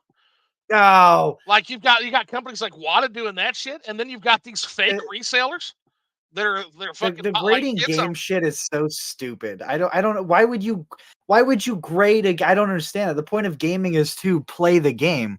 Why are you buying a game to have it graded to be sealed in a box to look at? Come on, Bash. You don't get giddy at the prospect of sealing your game in a plastic coffin forever. I get to look at my game in a plastic box. Yeah. No, that's not. What the hell's the point of that? Like, I want to play my game. I'm a gamer, not a. I never understood that shit, because I'm a huge sports guy, right? Right. And so they're WADA and other companies like that are treating video games like they're fucking all these sports memorabilia collectibles. You know, your signed footballs, your signed jerseys, your signed pictures and posters and all that shit. No, that's not how games are supposed to be. And unless they are mass-produced items. Unless they're signed by like the developer or something like that, then I can understand it. I don't understand that. Why does a signature make this game worth? I don't get that. I've never got that. I've seen people try. I'm a Funko guy, obviously. People try to sell Funkos for thousands of dollars because it has a fucking signature. I don't give a fuck that Stan Lee signed this Funko. I'm taking it and putting it on a shelf anyway. I don't give a fuck. So a great story about that, and again, this actually cemented my friendship with this guy. So I'm a huge Iron Maiden fan, huge head, right? And I don't know if I've told the story. I might have told the story on air. I might not have. But basically, I go to all the shows. If Iron Maiden comes within like a 800-mile radius of my home, I'm there, right? And I do backstage a lot of the times, like when I can. Like I pay for the full Monty, basically. Like, I want the whole fucking show. And so part of that, with like the first time I was there, it came with like autographs. And so basically, I'm back there, and Steve Harris is just kind of doing his thing, not paying any attention. He's the bassist for Iron Maiden. He's signing this autograph, and he hands it to me. And so, like, I take it, and then I immediately take, like, one of the posters I had from it, and I sign my name, and I hand it to him. He goes, "The fuck is this?" I said, it's an autograph. I said, "You gave me yours. I'm just trading you. I gave you mine. Just a piece of paper, man." He kind of looked at me, and he nodded. He's like, "I like you." You are right. We've been friends ever since, but it's just fucking paper. He puts his pants on just like I do. Like, I don't need your fucking autograph, dude. I need your fucking music in my life. Like, I dig this fucking music. And so, yeah, we kind of came together on that. And now him and I are on pretty decent terms. So, looking forward to seeing him again next time they come around, which hopefully won't be soon. They're getting ready to head back to Nassau to hopefully record, but they'll be back on tour. Iron Maiden never stops, man. Dude, I love Iron Maiden. My dad got me an Iron Maiden growing up. Well, dude, he got me into like Iron Maiden, Van Halen, Metallica, all these bands that I just love and adore. he got me into most of them. There were some that I discovered on my own, like a Nirvana, for instance, and all these grunge groups like Soundgarden and whatever. Beautiful. But yeah, I've seen 2 out of 3 of my bucket list in terms of like metal. I love that old metal. I've seen Judas Priest with Thin Lizzy opening for him. And nice. I the last time I saw Maiden, I think it was Megadeth open for him. I actually got to see Tornado of Souls live, which was incredible. Oh, dude, I love Megadeth. Yeah, and they never played Tornado of Souls live, so that was really cool to see that. Like Dave Mustaine is a fucking maestro. But there's still one I have left, and that's to see the full any combination. I want Black Sabbath, baby. Still haven't got to see Black Sabbath. Yeah, That's the one that's eluded me so far. But yeah, so but basically, I saw Jay. He had his thumbs down about the resellers. What were you thinking on that, Jay? So when I see these guys, I was in the reselling game with a baby on my hip, walking into Savers and Goodwill and pawn shops when that guy was in diapers himself. All right. Like I was there at like the dawn of this. Yeah. And I'll tell you what. I would rip off anybody that was a corporation.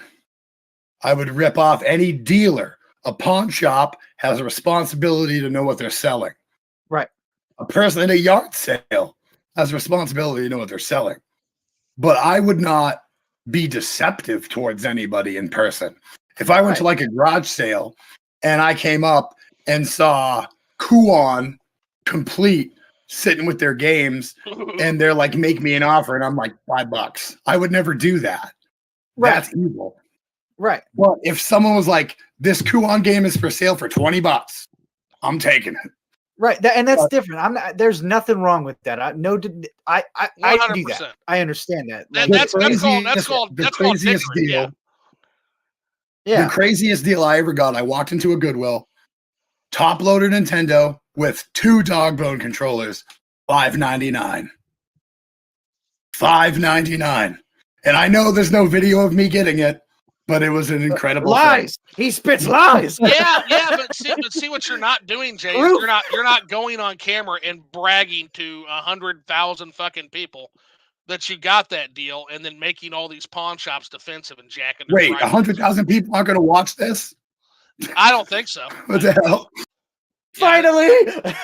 Yeah. I don't fucking. But so I used to do that all the time.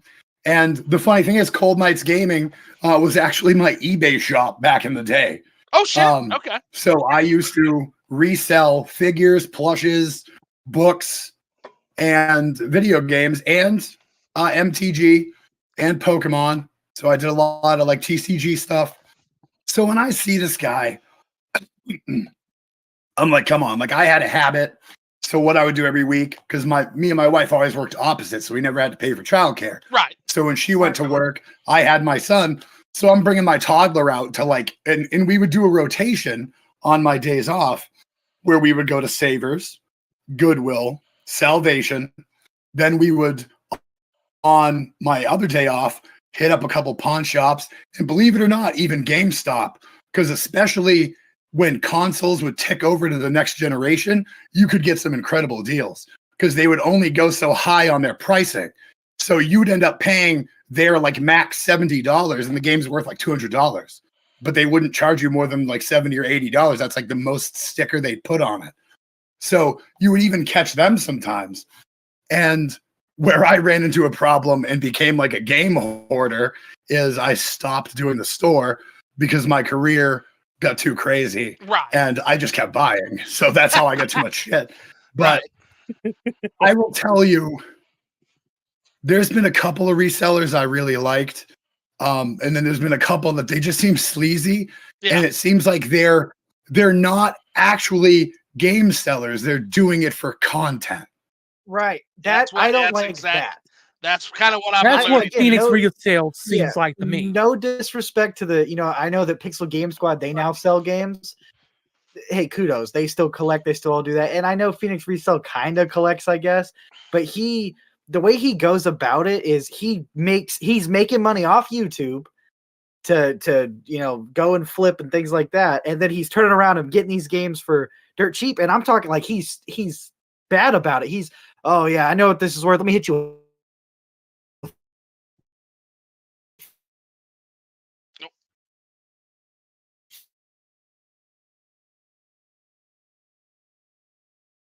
People keep doing that because I'm not gonna buy a big expensive game that you openly showed that you paid $5 for. Why would I buy it from you for $80? Like, that doesn't make sense to me. And I give out, if I get duplicates, first dibs go to all my collector friends. Hey, you want it? Yeah, how much? Take it, it's yours. They don't want it, it then goes to another collector who I don't know, and I'll sell it for I paid $5, give me $5, even if it's worth more, because it's about, to me, keeping the hobby alive, keeping the game collecting community thriving. And people like that, I think ruin it, because now you got all these people thinking, oh, I can get big on YouTube if I go hit up grandma's garage sale and snatch all her games. And it's like, I don't want to watch that. I don't want you rip off some old lady. And it's not only that, like it's the deceptive practices, like, oh, I found this in the dollar case. This game was in the dollar case. Sell it to me for $1. Or, hey, do you know who I am? I'm this big YouTuber, so you need to let me in early. And then he goes and buys up all the fucking games early while they're setting up, and like fucking buys every game he wants there before anybody else gets in. It's like, bitch, get your ass in line like everybody else. You put your pants on like everybody else does. Right. Like you're a to quote my usual self, you're a fucking YouTuber. You're nobody special. Like, it's like, what the fuck do you think you're doing? It's like, that's the kind of stuff. So I went down a rabbit hole with that guy, and it was one of the most unfortunate rabbit holes I've been down since Dark Side Phil. Oh. I used to have a shit on Phil. This has been a long time ago. I used to have a shit on Phil stream. I would actually, this is back when Phil was first starting, and I would actually be able to stream snipe that fucker and get more views than he was getting when he first started. Like, it was so funny. And it was just nothing but a shit on Phil channel. And I'll never forget watching him play like fucking Grand Theft Auto one time. And him being so fucking bad at it. Like, he failed like 8 times this mission. And we're not talking about like the fucking mission where you're flying the fucking RC plane or anything, like the hard shit. We're talking about like a get to 3 pickups and stomp their ass mission. And this fucking guy literally could not even do that. Like, he literally wrecks the car explodes, blows him up, and then he walks out in the road and gets hit by the fucking guy he's supposed to be tracking. Like, how do you fuck up that fucking bad? So that was a rabbit hole I went down recently. That was followed by Phoenix Resale. Not a good rabbit hole to go down. But I guess it's kind of a question that's kind of prevalent for us since we're in the game now. I guess I do YouTube now too. What is it about this algorithm, and what is it about this thing that we do that incentivizes such douchebaggy behavior in general? Well, I can tell you right now that any of the 3 of us on this panel don't do that shit. Yeah, so, I don't focus on like Jay. I'm community based. I don't give a fuck about the algorithm. I talk about shit I want to talk about. I'm the same here, and that's the only way to stay. That's the only way to not get corrupted. It will happen. That's the thing, and I'm very, very cognizant of that. It will happen to anybody given enough time. If they're not mindful of it, it will. And V, my friend V, if you saw my talk with V, warned me about this. V's not a YouTuber, and V's like, Zoo, I don't see any changes yet, but I'll be on the lookout for it because it's gonna happen. Like, it is a social power structure, and power corrupts. See, and I agree with that. When I came into it, I was fortunate enough to work with YouTubers I have loved for many years. I've also been declined by YouTubers I've loved for many years. And it's like a pedestal thing, like, oh, you're down here, so I'm good. Then I learned the true colors of that YouTuber, cut ties immediately. Like, okay, hey, you be up here. That's fine. I'm going to be down here. Right. I think once you... I love it down here. Yeah, I'm cool down here. Like, that's cool. You don't have to work with me. You don't have to talk to me. That's cool. I'm all about, like Jay, building a community. Yes. Let's go. Let's be for the people. I'm all for that. I support the creators I know are good. I avoid the ones I know are bad. Mhm. I think there's nothing wrong with doing this for money. I know some people make a living off of it, and that's kudos. You're getting money from YouTube at that point. Like Jay was saying, take money from the big dog. That's fine. Like the people who are constantly, oh, give me your money if you want me to keep making content. Like, I don't understand that. I think that gets to your head because then you think you're more important than you actually are. Maybe you're in it for fame. You want to be known. You want to be remembered. But at the end of the day, we all bleed red. We're all the same. Nobody is better than anybody. I'm not above anybody. I'm not below anybody. We are all 100%. equal. So I don't give a shit if you're the Game Chasers or if you're little old Bobby who just started his channel. I'm gonna work with whoever. I'm gonna support whoever as long as I know you're in it for the right reasons. 100. And that but it is easy to get corrupt in this. I see it all the time. I mean, the recent stuff going on the YouTube with some big names, you Oh really my start to God. see. Have you guys? This is a question for if you haven't seen it, you should see it. Have you guys seen the H Bomber guy expose on plagiarism yet? I have. Oh my God. So V, my friend V was not joking when she says that her joke is that oh, did you see H Bomber guy ended YouTube? And it's like, I mean, yeah, because the plagiarism at that level is so prevalent. Oh my! What happened? So There was a guy named H Bomber guy. Yeah, he's one of the big boy YouTubers, and he came and I mean he's up there in the millions, and he basically dropped a video and he ended the careers of about 20 different YouTubers in one video. He brought the receipts. Including but not limited to Mr. Boogie 2988, who had Boogie, Will Summerton. Okay, but Boogie fell off a while ago. Boogie was a train wreck of a situation. Yeah, he basically killed the resurrection attempt that he was trying. Yeah, because he's a plagiarist as well. And he brought the receipts. So when I think of plagiarism, I think of I steal somebody else's work and make it my own. Yes. Now keep in mind these cases are he kind of went from the smallest cases to the largest cases. So you go from the smallest cases, which is accidental plagiarism, which is where, hey, I thought this was my own idea, but I didn't do the check, which a lot of YouTubers don't. I didn't run it through the plagiarism check, and it was a whoopsie. Let's be real here, though. Quick, not to interrupt you, Zoo, but I just want to touch on that. With YouTube, honestly, none of us can say, oh, I didn't think of, I see so-and-so's video and go, oh, I'd love to do that. That's YouTube. 100%. We all give our own unique opinions, but I'm not bothered by that. Yeah. As much. Yeah, like that is YouTube as a whole. Now, the last one, which was Will Summerton, bothered me. And that was the one where this guy, basically, he's in a space, it's like he does queer history videos, essentially. And what he ended up doing is he would go and find smaller YouTubers. I'm talking people at our level or lower. This is a guy with 1 million+ subs. And he would go and he would take their content wholesale, lift their content, not give them credit, and nothing they could do about it because who's gonna? I'm Will Summerton. Who's gonna fucking believe? So he took what they said. He took it word for word. He took their videos. He stole their entire videos. Yeah, like what word the hell? for word. It was like that's wrong. That is plagiarism. And then dared them to try to stop. That is plagiarism to the utmost degree. That's the one that shocked me. That's the one that fucking floored me, man.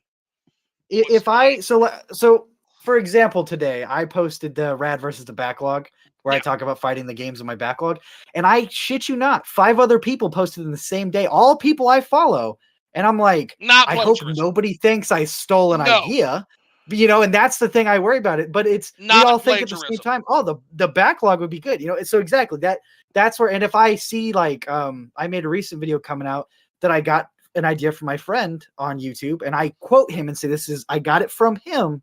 I liked the idea. I wanted to do my top 4.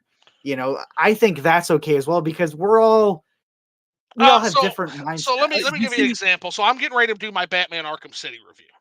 And one of the things I will do is I will run that through a plagiarism check. And basically, long story short, my Batman review is basically on it's Arkham Asylum and the failure of the surveillance state. It's the failure of the panopticon. And I will. And now, if that were already out there as an idea, and I published that idea, that is plagiarism. Yes. Right. Okay. And What Castlevania game was that? That was Lament of Innocence, another Lament of underrated Innocence. gem on the I'm going to start writing PS2. these fucking games down because I don't know any of these. Sue, I will literally, Okay. all you have to do is you just let me handle. I will literally send you a fucking list. Do that, yes, please. Because that's amazing. But yeah, but that's the concern.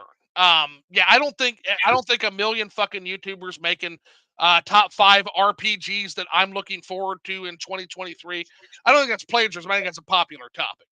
But exactly. if I'm making a Arkham Asylum Panopticon if I'm making that video and somebody else has already made that video, that's a big problem. Essentially, that could be perceived as stealing ideas. Right. See, and that's I've encountered things like that where perfect example. Jay's here. Jay around Halloween time he released the underrated horror games video, and mine was set to go up 3 days later. I'm like, oh my god, I hope Jay doesn't think I copied from him. But it's fucking copied me. Yeah, dude, I was so afraid. I was so afraid. I was like, dude, he's gonna see this. And so when I shared it, I was like, wow, a couple days before mine comes out. Please don't fucking shoot me. No, because here's the thing. So because here's the thing. There's limited topics under the sun, man. So exactly. You're going to have overlapping topics, but the things you say and your opinions are your opinions. They're not somebody else's opinions. And so that's as long as you between plagiarism and just talking about a very well talked about, well covered topic. Yeah, as long as you don't do what that guy that me and Zoo were talking about, or like Will Philip Summer Mewson did. Yes, there's the other. Yeah. Illuminati. That was a whole nother fucking thing. There's like 20 of them. Like that guy dropped a load, man. I think AVGN was in trouble for that a few years back, right? Like he was. It did come out that there was some AVGN plagiarism, but it turns out it was one of the slobs. It wasn't James himself. Okay. It was one of the because James had been outsourced his content a long time ago. Right. That's when he started hiring all the. That was the slobs. That was the Screenwave slobs that did that. Okay. Yeah, that was fucking Justin, and like that wasn't Justin. No, it wasn't Justin who did the plagiarism, but it was Justin Silverman's crew that fucking jar of expired mayonnaise. If you plagiarize, you will get caught. Especially if it's you do it word for word, you make it 1,000 times easier. Well, and here's the thing. Just talk about you. Here's the thing, homie. It's so easy to just run a fucking word search, man. When you're doing like, and I think that was H Bomber Guy's point. It's so fucking easy, and not only that, but if you're not putting your own ideas out there, what the fuck is the point of this thing? Like, why do you want to throw out someone else's ideas? Just isn't the fun of this to come up with your own shit? Like to the people who fucking do this, like why? Why are you in this then? Like that's why I don't even script any of my stuff. I would rather just ramble, right, than just write something up, have to do the research to see if anybody else said what I said, right? Instead of just rambling from the heart, Belmont's like, I don't script. Yeah, like I'm a writer. I'm a writer too. I'm a writer on the side from YouTube. YouTube's my main hobby. Writing I do on the side. Like I do a blog on the side. So when I do that, I have to sit there, and when I do any type of blog post, I'm just like, okay, let me see. Okay, someone talked about this movie this way, so I can't do that. And then it's a whole process. Essays are a pain in the ass, man. See, and I've had full-blown moments where I've come up with an idea, I've had it all planned out, I've gone to shoot it, and as soon as I start to put it in, I see that someone else already had the same idea. I still post it because, well, I didn't know that beforehand, but that's just how common it can be to 100%. Think it's an original idea. And I mean, let's be real, most of YouTube now, nothing's original. We're all inspired by somebody else or this or that. Like it's all there is very little new under the sun. Shakespeare wasn't lying when he said that. When people asked him, "Oh, you're so creative," he said, "I'm not creative. I'm holding a mirror up to nature." What are you talking about? I stole this from nature. let's take a quick peek here. Let's get caught up. Let's let the chat hijack this real quick. Knight was lacking in boss fights, I think. Yeah, that's one place I would say Arkham Agreed. Asylum. Yeah, Arkham Asylum too. The boss fights in particular, not to spoil anybody, the end boss fight, ridiculous. Ridiculous. I didn't care for the final boss of Asylum, but I No. really liked Ridiculous. Bane's fight. Bane's fight was cool. amazing. Bane's fight was awesome. I loved Bane's fight was cool, but the last fight, to quote Norm was- Macdonald, yeah. to quote Norm Macdonald in Dirty Work, ridiculous. Yeah. You know what hurts the most, Arkham Asylum? The lack of respect. That's what hurts the most. Well, no, the thing you did first, that hurt the most. But the lack of respect hurt the second most. Right. Ridiculous. Hurt the second most. Anyway. The last Batman game I played was Batman Returns. So, and by the way, that's the other thing I'm sick of is hearing that, there were no good Batman games before Arkham Asylum. Bullshit. NES Returns Batman, on the Super Nintendo? Batman Returns on the Super Nintendo. Yeah. Aces fucking beat 'em up. I love that. Is a phenomenal beat 'em up. That is a really good game. 100% great game. That's Konami, wasn't it? Oh, okay. Yep. I remember playing Batman on the NES. That game was awesome. That game's hard as hell, though. That game is hard. Oh, NES Batman is it's fucking hard as shit too. I cannot beat that game to save my life. With a fucking Joker that can summon lightning for whatever reason. Yeah, where did that come from? Let's see. So far Imperial I can tell China. Jay wants to talk about something. Oh yeah, Jay. What we got? Uh-oh. My camera died. Your camera died, Rad? It wasn't me. All right. I'm voice from here on out. Goodness, but yeah, it looks like Rad's camera took a shit. So Mad Kaiser, so far Imperial China, he likes the best. And then Chill says Distant Future. As far as best Live Alive levels. I like the Wild West. Shelly Steam Deck says Prehistory and Imperial China areas. Distant Future is my favorite because of how different it is. Couldn't believe that chapter had some horror elements. Took me back to when I played Resident Evil 2 on the PlayStation 1. You've got my attention with that.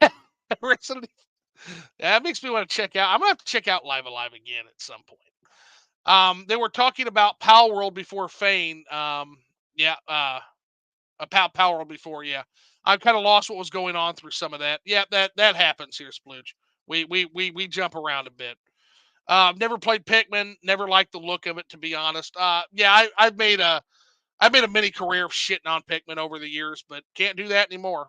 It finally broke out, and it proved me wrong. It's okay to be wrong, and I was fucking wrong on Pikmin 4. That game, yeah.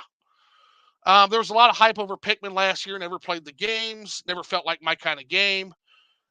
Shelly Steam Deck says Collects Distant Future was really neat too. I liked them all. And then Show Collect says, I did too. Shelly just liked how it was different compared to the others. And it being is the 2D art still to make me have all those suspenseful feelings. I think that chapter stood out. Master Sword Music says, laugh out loud, dude. You're breaking my heart. What am I breaking your heart for, Master Sword Music? I know I do that a lot. I'm a heartbreaker, but I like to know why. I think both the games are good games, just not really good Zelda titles. Oh, the Zelda game. Okay, yeah. Master Sword Music, please don't take it personally. I break a lot of hearts on Zelda. And people tend to like me till they hear my Zelda takes. So, but Prehistoric Fine Weather is my favorite track. Then I think they're good games, but I think part of a time period in games where everything was pushed to be open world.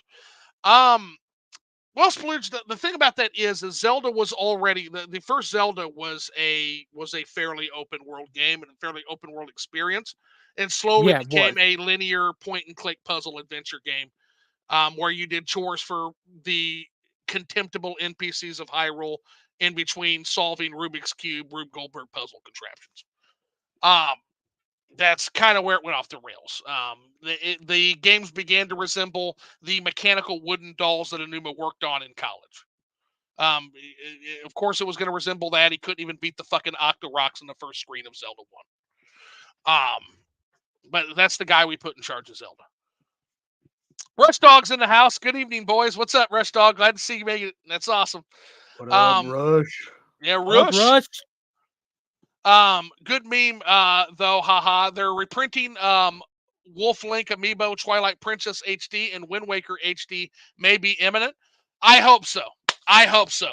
I genuinely want to see fans of those games get their games. I genuinely want to see them get their games on the Switch. I'm all for Switch representation.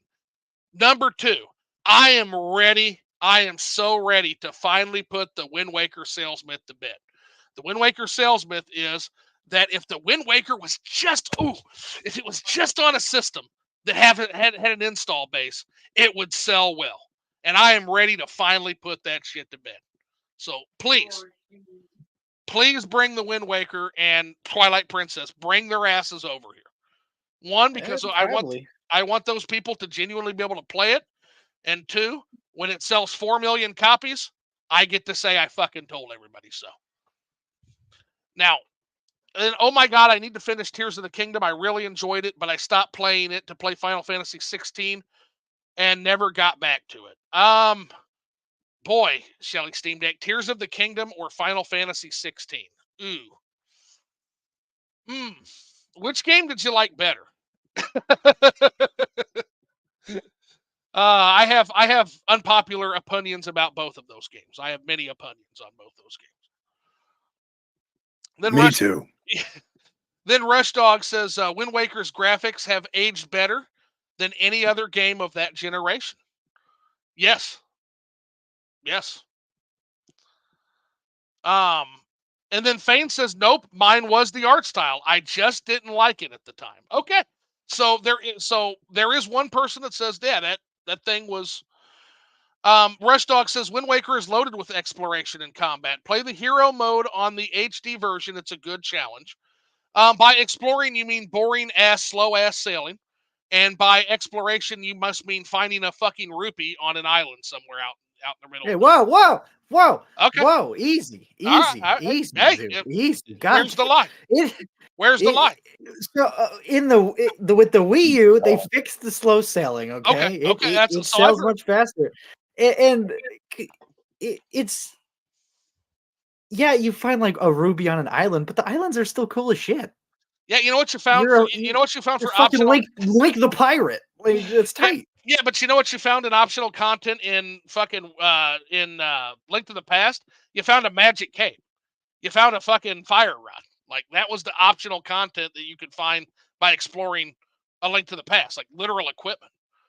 Like, yeah, but those were optional. Those were required. No.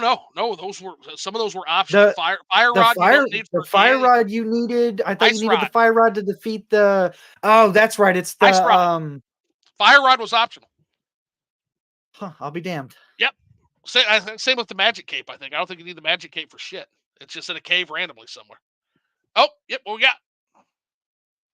So, I have a great common ground for everybody. All right. And when people ask me what my favorite Zelda games are, they're Hyrule Warriors and Hyrule Warriors Age of Calamity. Go play those games. They're great. They're 1,000 hours playtime together, probably. And you can experience characters and Links and Zeldas from across every timeline, from every game. You know, that's what I tell people. Get into that. I think with argue about the games. I think with those you'd have to like the Dynasty Warriors gameplay though. Yeah. And in fairness, those are my favorite games ever. See, I like them, so they're good. They're good enough for me. I know that's not everybody's cup of tea. I've never played the Dynasty Warriors game. Oh, so good. You're missing out. They're good. They're really so good. Yeah. Especially the Zelda one. Like the Zelda. I was at the mercy of rental stores, Jay. Okay. Well, I had to quit the Zelda. The Zelda Hyrule Warriors because it was literally stealing my fucking life away. It's so addictive. So, like the actual mode where you're in the OG Legend of Zelda map, and then like the definitive edition on Switch gave you like 8 of those maps. You'll never finish More than that. You'll never finish that game. The level cap to 250. Oh my god! And I got Zelda and Skull Kid to 255. That's what the level cap was. 255. Oh my fucking god! Like, there's no way. There's no way. And I loved that because one of Zelda's alternate costumes, her hair was black, so she was basically Hilda.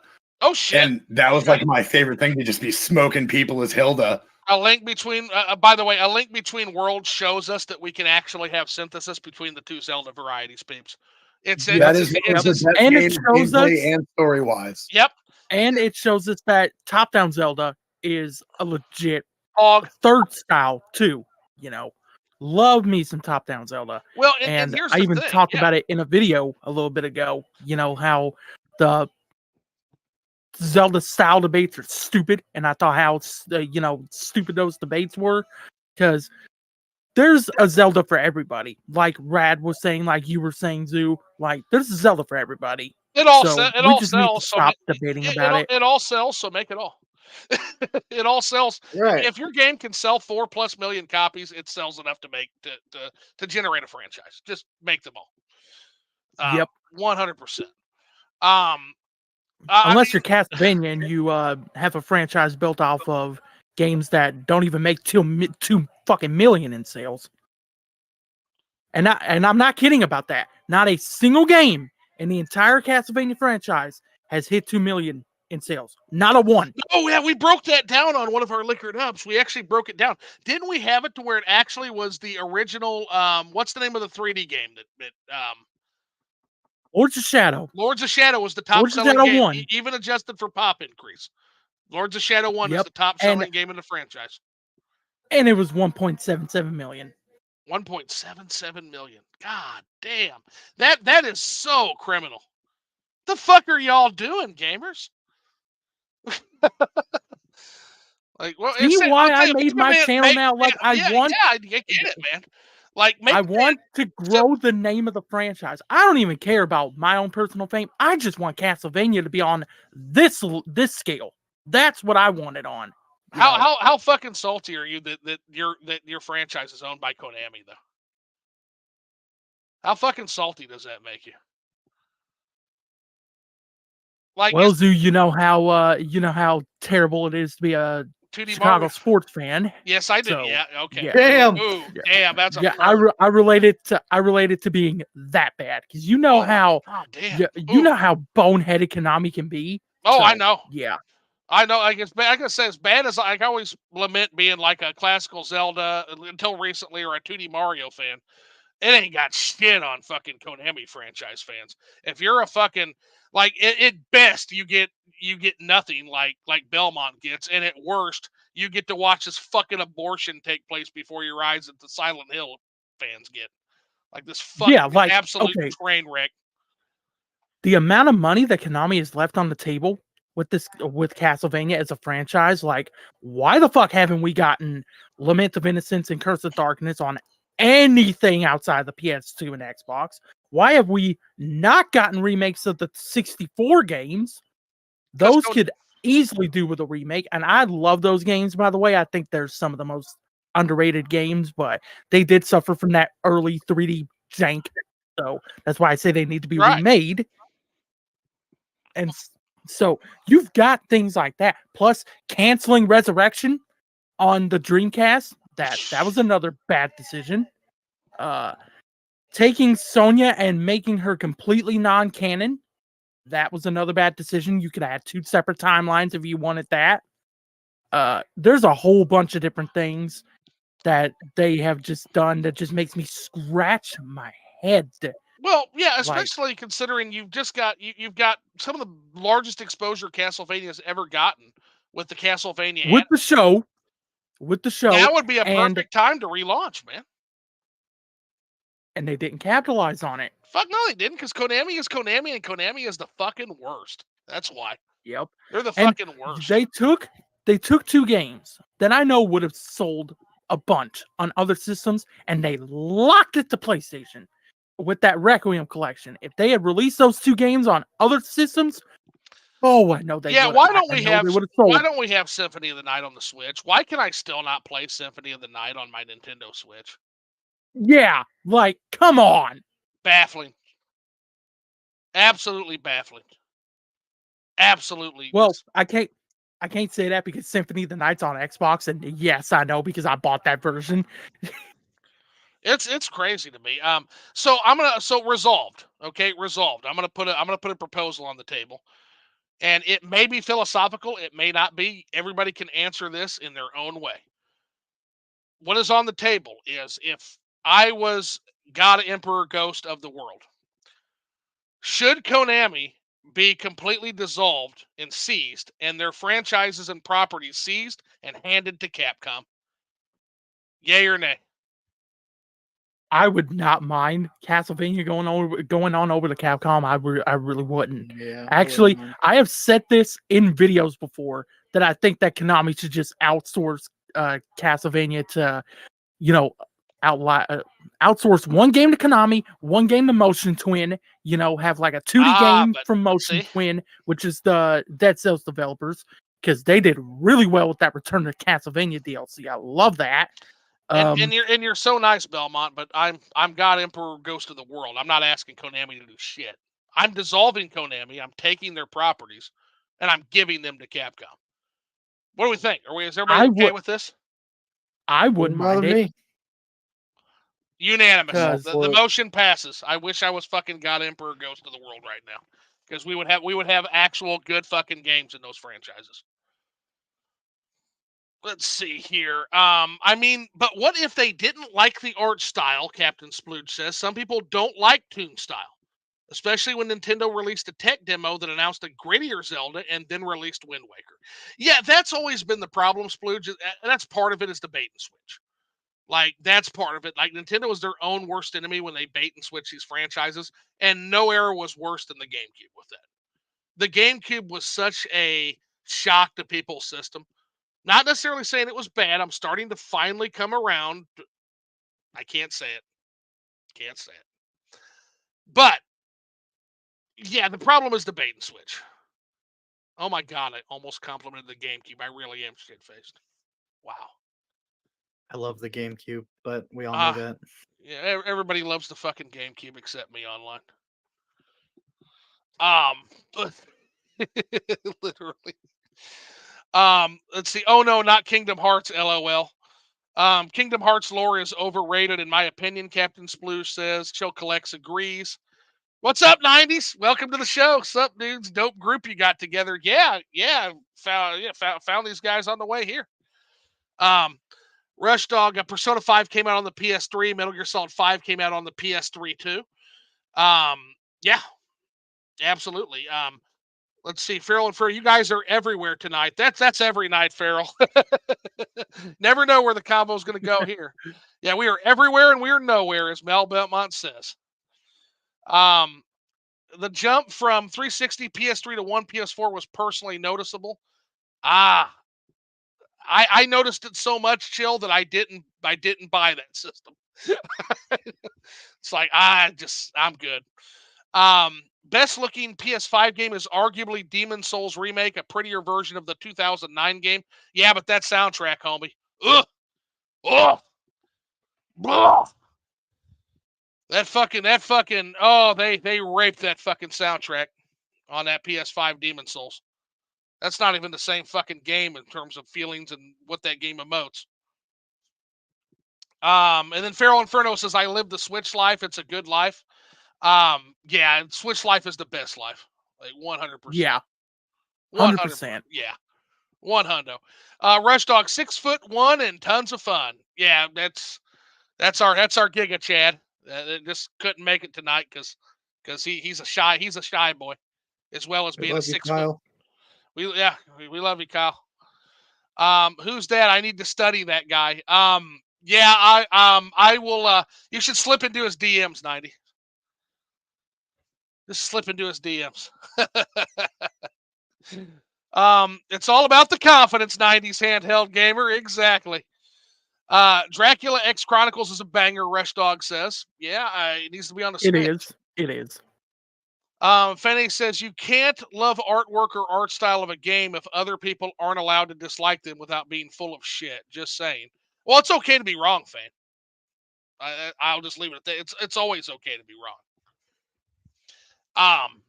I own Curse of Darkness, but never played it. I love Lament of Innocence, though. There's so many Castlevanias. Yeah, hot take. Fallout New Vegas better than Fallout 4. Not a hot take. Not a hot take whatsoever. And yeah. I told him that. Yeah. That is not a hot take. That is a fact. And I love Fallout 4, but New Vegas. That's all I'll say. Yeah, New Vegas. New Vegas, Chill says, is the first Fallout game I played, and it's my favorite in the series. Fallout New Vegas I played Fallout 2 is the other Fallout I played. And yeah, Fallout New Vegas is just incredible. Rush Dog says Order of Ecclesia is a top 3 Castlevania game. I hear that. I'll be the judge of that whenever I get around to playing it.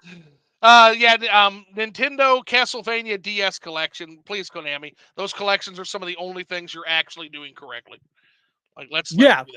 those I will agree, except for Requiem. Like I said, only locking it to PlayStation. But Fuckers. I kind of understand why they did that to an extent. It's because they took the versions that were unlockable on that Dracula X Chronicles that Jay showed off earlier. Because what you can do is you can get these unlockable collectibles going through the levels in the 2.5D remake, and 2 of those unlocks are Symphony of the Night and the original Rondo of Blood. And what Konami did, was they took those versions and they put them in the Requiem collection. So that's why if you look at PS1 Symphony of the Night and you look at the Requiem Symphony of the Night, they're completely different in voice acting and stuff like that. That's why. Okay. That's why. So, fun fact. Interesting. Okay, so that's... I just need it on the Switch.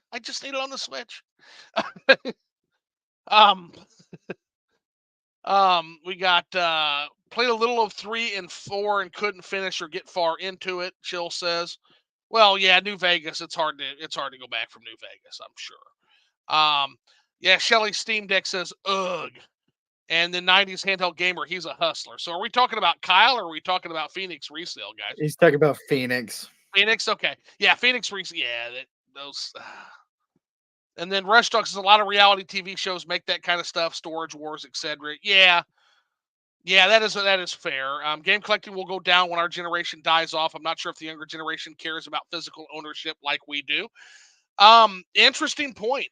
Yeah, I think they bought completely into you'll own nothing and be happy. I think they've sold their property for convenience, and that's a choice they have to fucking make. I won't care. I'll be fucking dead. So, yeah, I hope it goes down, Rush. Yeah, we all hope it goes down. Yeah, because it's getting crazy. Captain Splooge has never heard of Iron Maiden. RadBash, need to help your boy there. Ain't my kid. Ain't my kid. You've been admonished and disowned. I tell Splooge all the time that I don't understand how he don't know half the things. I don't know what happened, because I know his dad, and I know his dad done raised him right. So I don't know what happened. Splooge, you're admonished. Go listen. You have a homework assignment tonight. Your homework assignment, and you shall accept this, is to listen to 3 albums. You're going to listen to Power Slave.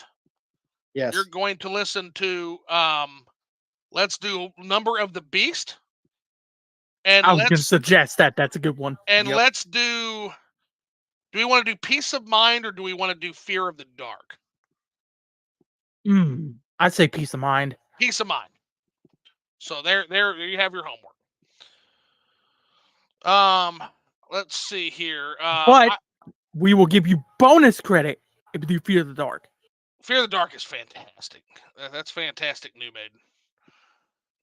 Take It and Run. I think that with PR, he portrays himself as a gamer and collector when he's really a reseller first. The GameCube Gambit really ruined it for me. Lol. Yeah, that M. Seymour guy is the worst. Never heard of him. He says, I'm really looking forward to Zoo's review of the Batman games that aren't on the cart. Oh yeah, that's gonna be awesome. Yeah. Well, I'll save the surprise for that. But I am going to be reviewing Arkham City, and I am going to be reviewing Arkham Knight. Now, how am I going to do that since they're not on the cart? Well, stay tuned and find out. It says RadBash is about to be the next Mr. Beast. Heard him took an Illuminati deal. Did you sell out, Bash? We were fucking around on Twitter the other day. I sold my soul for money and fame. Yeah, I'm gonna pass Beast. Shelly Steam Deck says, I'd say even if you come up with an idea, even if someone else did the same idea, it's still worth sharing because everyone has a different take. Exactly, Shelly. As long as it's your concepts and yeah, absolutely, because you can put your own spin on a similar idea. It's just got to be yours. That's the important thing. It's got to be differentiated enough to where it's yours. I think that's what's important. Near Future was my favorite. Loved it. LOL, when I pass Mr. Beast, I'll remember those who helped me. The sailing is fast in the HD version. Yep, so I'm told. Wind Waker is so good. So I'm told. I forgot those games. I got to play that. Bloodlines. Castlevania Bloodlines. Yes. Great game. Rush Dog says, Zoo is the world's biggest GameCube fan. Yeah. Yeah, something bongos. Something bongos. Careful, Rush. He might call you Rick and Morty.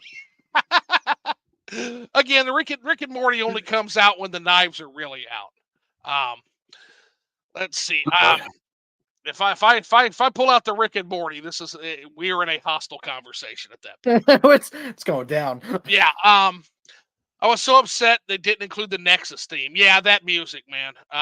Let's see. You would know a lot about that. And then I was kind of trolling about Mr. Resale. I guess he is, though. Yeah. All kinds of fun stuff about that. So I guess one thing I want to touch on too, did you guys see, I'm sure you saw the Ubisoft executive fucking ruin Prince of Persia's launch. Yeah. Like, good job, asshole. Like, genuinely good game that comes out, and you come out and put your fucking foot in your mouth right as that game launches. Like, I hope it doesn't hurt that game sales too much, because it genuinely looks to be a great game. I don't think it will, but man, talk about bad timing for pissing half the game audience off, I'll tell you. Like, I don't know, what do we think?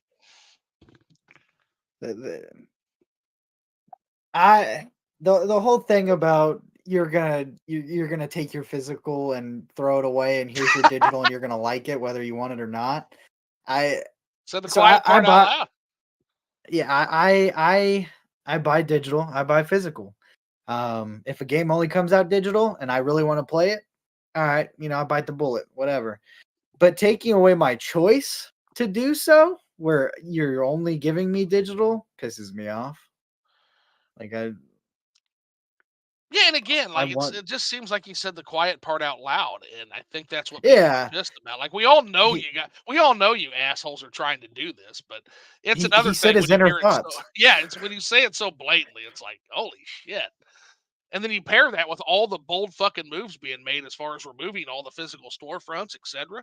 Like, Best Buy is in some places, that's the only fucking place you can get physical games. Like, I remember Best Buy was the place to buy Switch games at one point. They had the limited run games sometimes. They had all kinds of stuff that you can only find there. And now that that's gone, that is a huge blow to Switch collecting at the very least. Like, man. Right. Like, absolutely. Oh, goodness. But yeah, I just, and then, Fane says, Zoo, I love you. Laugh out loud. Yeah, that's, so I hear a lot of people love me, but I love you too, man. The last Ubisoft game you'll ever own. Yeah, and then I greatly prefer physical. Also buy digital only games.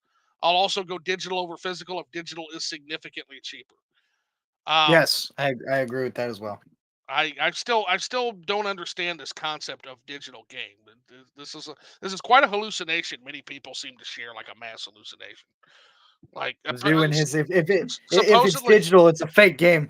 Yeah, well, not a fake game. Like, doesn't exist. There's so many of these so-called games that are out there, and I don't know.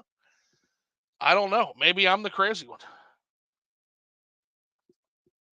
But alrighty. Well, that being said, I guess it's you guys' turn. I've been I've been letting the chat hijack this, and I've been driving this. You guys have anything you want to ask me, or anything you guys have on your mind to bring up? Well, I'll say this with that Ubisoft stuff and all that. Yeah. I remember getting upset with you for saying, that as consumers, we were bringing this upon ourselves. But let me tell you, I'm seeing so many YouTube videos being made about people saying they want to downsize their collection and stop buying and stuff. Why do you think these people are doing this? The collecting scene will die when we stop collecting. I'm not saying go blow your earthly fortune on games, but we have to keep buying physical games for people to produce physical games. Yes. And we have to buy physical games from places that aren't LRG, that aren't limited run publishers. Yep. Because I want to see games in stores. As much as sometimes GameStop can be frustrating, I don't want to see GameStop go away. Because guys, if any of you ever get your wish and GameStop goes away, you will never get secondhand games again. You'll get them from price gouging scalpers on eBay. Yep. So stop saying you're going to stop buying games. Stop boycotting GameStop. We are causing this. I didn't agree with Zoo then, but I do now. And I'm not like Zoo. I think he's actually ridiculous about his whole digital thing. I think he misses out. He misses out on a lot of things, and he's having a lesser experience than someone like me or Rad is, because we're willing to buy something that's digital. But I do completely agree. If it's available in both ways, I would want it physical. But I will not buy it physical if the only way to get it physical is through LRG or Premium or somebody else. That's ridiculous. Yep. Yeah, I bought my first limited run. I bought my first limited run game today, and it's because it's something I wanted, and it was at retail price in a mom and pop store. Yeah, well, and most of those, like, you bring up like LRG and Premium. I mean, Premium sells. It was a game that was on Steam for $2, and they're selling it for like $60. Yeah, that's a way to get it physical, but shit, if it's $2, I'm gonna go that route, because it's so much cheaper to do this. But like that, the key is if we stop buying, they will stop selling. Absolutely. And they are completely happy. They are completely happy with a future where we own nothing. He literally just said it. Where you have DRM, digital garbage that you don't own, and they can revoke anytime. So go out and buy games at Target. Go out and buy games at Walmart. Bring your ass out to GameStop and buy some used games. Stop boycotting places because you think you're some holier than thou person. Oh, GameStop's evil. Blah, blah, blah. No, they're not. Not compared to Ubisoft. Yeah. Get your priorities straight. Yeah, not compared to Ubisoft, EA, Konami, as much as I hate to say that, because I am one of the biggest Castlevania fans on the planet, but Konami drives me up the fucking wall. So. The truth of the matter is, at the end of the day, whatever bed we make collectively in the community, we will have to sleep in. Yeah. Right. And if we stop buying games and want to talk about downsizing our collections, and I'm actually seeing people shame people for having too many games. Oh my God. Like you don't play them, or you're wasting your money. Go invest in. No. I like collecting games. I was probably collecting games before many of these people who are claiming these things were even old enough to have their own money to buy games. Yeah, I saw that. Go buy games, people. Let's all work together and save it. Stop giving in to LRG. Go to Target. Go buy the next game on the day it comes out. So I agree with you wholeheartedly. I do 100%. I don't think we can save it now. I think they're making all digital consoles for a reason. They know that, and I blame a lot of COVID for this, because when COVID happened, everybody was stuck at home. So the only way to get games was to buy it digital. These game developers realized, hey, we don't have to make a physical release. We don't have to give them the full game. You have games that'll come out physically now, like Call of Duty. It doesn't even have the fucking game on it. It's just a key, basically. Like they know what they're doing. They know they don't have to. So unfortunately I don't think now, even if we wanted to, we could stop it. And that's what sucks about it, because Not on it's too consoles, late. not on consoles. Yeah, it's too late. The problem is with a console is closed architecture. PC's open architecture. So you can never Right. stop. Like, basically, if you're gonna go this route, we'll just pirate your shit on PC. Fuck it. Absolutely. Fuck At you. that point, I don't feel bad about it. But on consoles, it's closed architecture, and so that's Right. the issue. So one of the things I've proposed, and some people are open to it, some aren't, is the fact that, like, redefining what a physical game means. Is a physical game just a box with a manual and an official release? Yeah, I can see it that way. Or is a physical game a copy of good old games Baldur's Gate 3 with all of its patches and downloads on my SD card? DRM free. I can take it to a friend's house. I have easy transportability. And actually, Rush and I were having that discussion in the Discord, and had a really productive discussion on that. An argument can be made for both ways. I think compelling arguments can be made for both. But long story short is that we've got to get ahead of them on what we consider a physical game. And ownership, to me, ownership is the issue. I should be able to play my game when I want, where I want, and I should be able to transport my game and let somebody borrow my game should they want to borrow it. It's ownership to me. It's not necessarily having the fancy box and the manual. And actually, Rush, speaking of that, he actually asked us the question. He said, question for the panel. Will the PS7 have a disk drive option? My PS7? So no. Let me. Nope. So that's hopefully like the world is ended by then. Yeah, hopefully we're all dead by then. But so it's like the PS5 or whatever, or the TVs are coming out, they can do 8K. You do realize the human eyes can't actually see 8K, right? Yep, that's it. Yep. Like, what are they selling? I don't understand. So what more do these consoles have to offer us? We're at max. Well, there's nothing else. We're at good enough. Yeah, we're at the PS5, the PS7 is going to give me a hand job while I play GTA 25. Like, hell yeah, okay, I'll buy that. Like, if it can do that. But no, there's nowhere else to go. Oh, you're all disgusting. And then the other thing, like these digital J-Raw, a bunch of sailors here. These annoying ass digital zealots on Twitter too that I run into.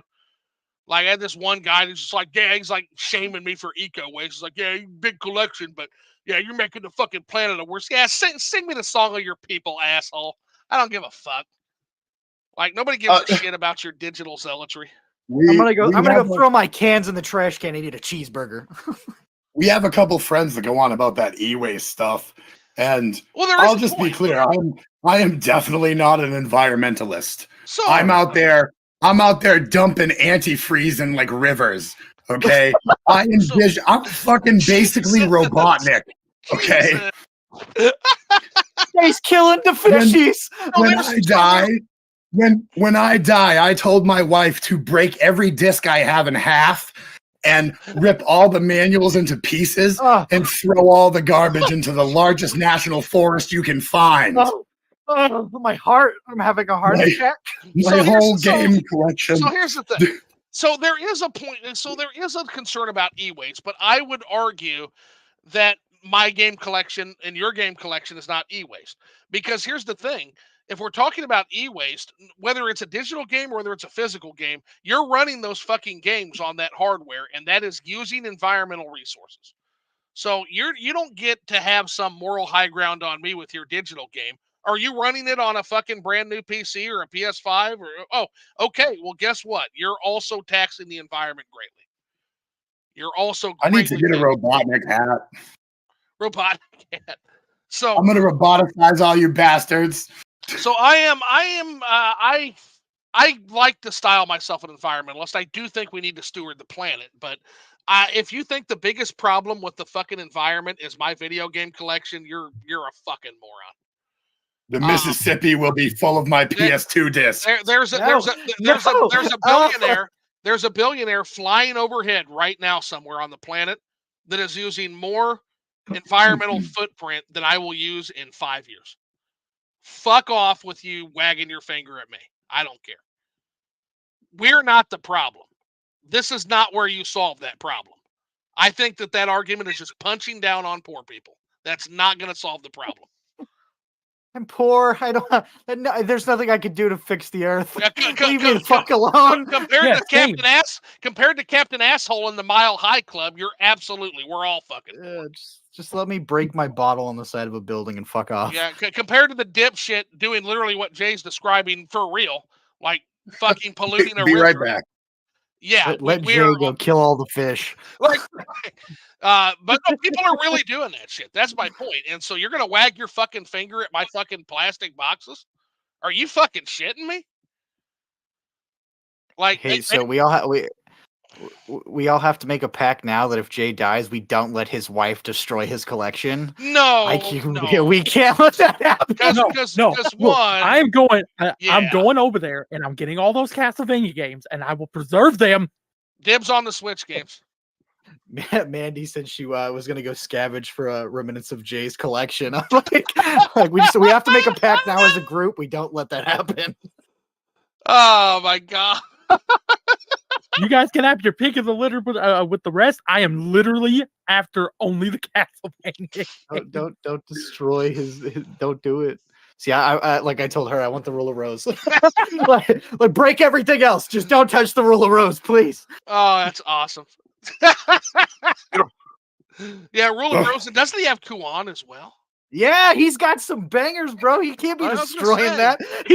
He's like, fuck it, I go and all goes with me, taking it all down. Wait, are we talking Preservation- about me? Yeah, we're Yes, talking about of you. Hit the course we are. You're self-destruct button. Yeah, you left, and it was like, all right, let's talk about Jay. It's like the guy that falls asleep. We start drawing fucking penises on his forehead. Fane wants the Final Fantasy VII figures. Yeah, we've all decided if you die, you may want your shit destroyed, but we as a group won't allow that to happen. We're gonna raid your house. Yeah, collectivism has won, Jay. I want to cut up all the wires to all my wired controllers and hand listen to feed this them to shit. raccoons and Listen squirrels. to this shit. You're a monster. You're a monster. Why? It's licorice. Jay, back away from the Kuan inbox. Back away. Oh, goodness. So, Speaking of expensive games, this broke my heart. So I went to that mom and pop game shop. Yeah. And I understand. I used to be a businessman myself when I ran my own storefront. You got to mark things up. I have wanted Skies of Arcadia Legends on the GameCube forever. Oh. They had it. They had it marked at 180. eBay's got it between like 130 to 140 complete in moderate to good condition. $40 markup. I was considering it to walk out with it in my hand. So I finally got the nerve up to ask the guy to pull it out of the case so I could look at it. No fucking book. oh, I was like, you want $180 for that with no fucking book?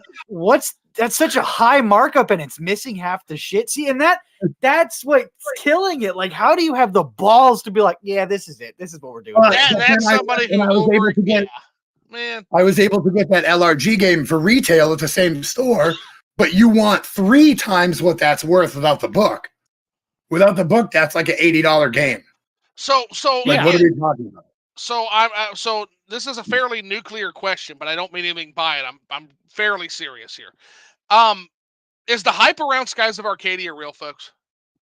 Absolutely. Okay. Now, I don't know. almost, let's put it this way. I almost still bought it at $180 with no fucking book. Oh, okay. So that's But what then I was like, that is the can I Switch live too, with then. myself if I do that? Can I go to bed tonight and not think about that if I do that? I was like, I can't. Gonna have to get it off eBay. It needs to come Because to if I'm gonna Switch, get it in for sure. that condition, I'd rather get it like disc only for like $50. I got a ROM of that game. I will just play it on my PC. Well, so I'm good. and to follow up with what Jay said about the markups in retro game stores, that shit is real and it is awful. My store, I've been looking for Echo Night because anybody who knows me knows I love horror. It's like I love it. Okay, I figured like- you'd be going after that game. okay, Yep. yeah. So I was like, and I've played it digitally, but I was like, you know what? No, I don't want to emulate it anymore. I want to own it. And so they had a copy in there for like, it was like $300 some, I think. It was like way up there. And when I looked it up on the price charting at the time, it was like $200 or more over it. And I asked the lady, I was like, where do you get your prices from? She's like, oh, we make them. I'm like, from fucking where? Your It's like we ass. look at what it sold for yeah, eBay and then come up with our own pricing. I'm like, that is fucking stupid. Like, who quote the does game that? chasers. To quote the game chasers, some store owners literally think just because the game is old and it's not like super common in name, it's got to be super expensive.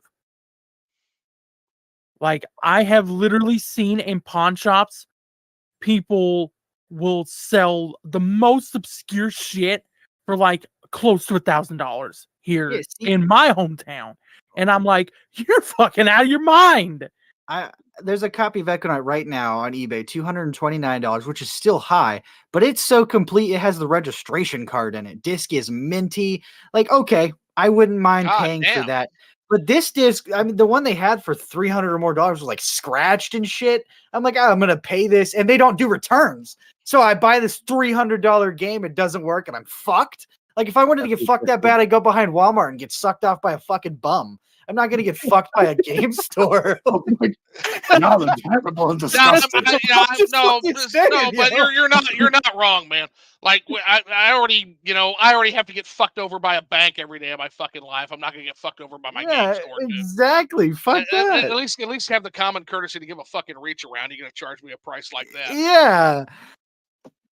Like fuck that. Like no. So Zoo's being facetious. I can't say that when I'm drunk, but that word. He admitted to buying Symphony of the Night digitally on a past episode, so I can explain that. Did someone out Zoo? No, that's right. That's Rush Dog, but I can explain that. He's correct.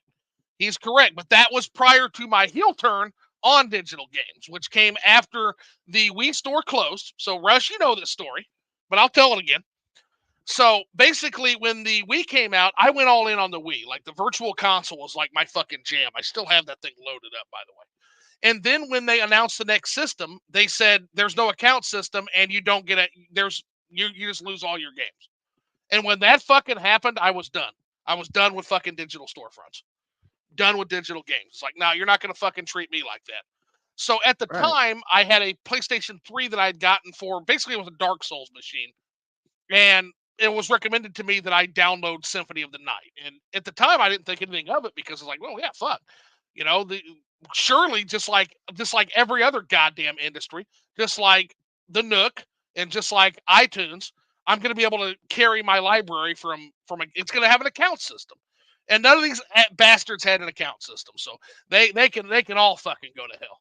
Like that was my heel turn on digital. I used to not be like this. There was one time, once I was like you, a nice spring lamb who trusted these fucking video game corporations, and I don't anymore. So now, if it's not on the disc, I don't give a fuck what you're selling. Like that was the fucking heel turn though, for sure. Brad, do you remember this one? Oh, what do we got there? I do not recognize Lifeline. that game. Lifeline. What is man? Lifeline. The DVD Lifeline player was unique, bro. The DVD player has so many games I've never heard of. So Lifeline was a survival horror game where you had to guide the protagonist with a microphone.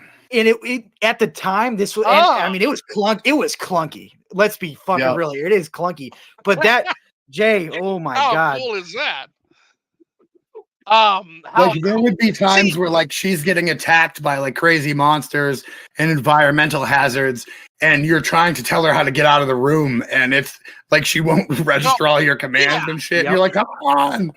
I will say this, that like, and Caesar made this point on one of our liquor dubs, is that generation, the generation with the purple lunchbox and the Xbox and the DVD player was a generation of almost unprecedented innovation in gaming. Like you have to go back to like 1992 and 1994 to see so many different unique and novel gameplay ideas coming into being. Like that entire generation was just like a fucking laboratory of like gameplay ideas and innovations. And some that never really got expanded upon, which is actually quite sad. For sure. Then it says, I agree with Rad, $2 digital, Pwn, $60 physical. GameStop. Yeah, it's just, I don't understand that. Well, I would never. I mean, the chances of me buying a game that can sink so low to $2 is pretty Well, minimal and that's anyway. and I wasn't trying to shit on premium or anything, but I've noticed that like a lot of the Like, their games are like digital for like $3. I'm like, well, if I wanted to play it that bad, I'd just do that instead of buying it right? for 60 Absolutely, or more. absolutely. GameStop is the bomb for physical game deals. Not as good lately as the past few years, but still decent. 90s says. Miss Mandy says, "Yay, you're still live." Of course, we're still live, Mandy. This is Liquored Up Live. Of course, we are. We Yeah, I we mean, go long on this show. oh yeah, like the first episode me and you did that we went for 3 hours, but we could have easily went for 6. Oh God, yeah. I mean, fuck yeah. If we didn't have any self-control, absolutely. Rush Dog says, "Question for the panel," which we did that, and that was a good question, Rush. Thanks again. Poop. Yeah, Poop is still here. Yeah, Go poop! Whoa! What's up, poop? Poop. Poop. I just got a Switch, and honestly, there's enough backlog games I could get physically to last a lifetime. That's Poop. That is, you're speaking my language, homie. That is my entire mantra. Like, basically, I'm preparing for Iran. retirement. Like 100%. I love Siren. Oh, that's a good I one. also love Siren, and I've never played it. I've just Look is watched so it. thick. I've Did just you, watched it, and it's Jay, amazing. did you play the one on the PS3? Oh, Blood Curse? Yeah. Yep. What I now? actually streamed both of them. I have dude, so one of good. my best friends literally got a European PS2 so he could play Forbidden Siren 2. Like, that's how hardcore of a Siren fan he is. And That's the hoping to one have. yeah, I haven't played that. Yeah, he literally. I don't know if he even ever got around to it because there was some other issues with getting that to function here in the States with the PAL converter and stuff. You have to convert like the different gigahertz or whatnot. I probably fucked that up, but I don't know if he ever even played. But he has the European PS2, and he has Forbidden Siren 2. And Mandy. what's that? Grandia? I have I have Grandia 1 and 2 on the Switch, and it's on my list. It's on the list. Green has got such an awesome foil cover. Did Caesar have this in one of his videos? Because it should be. It should be, So yeah. shiny. And I'm his, not sure if he his did or not. lithograph ones. By the Yeah. way, shout out to That's Granny at 3, isn't it?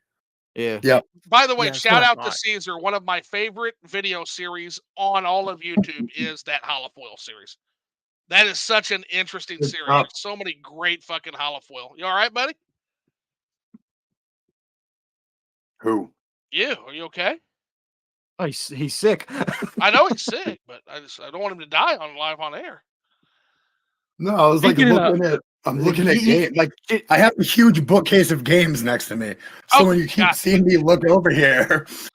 Oh, I thought you were like about to get sick. Like, oh shit! Like, Speaking of great foil covers, by the way, the first 2 BioShock games have amazing foil covers.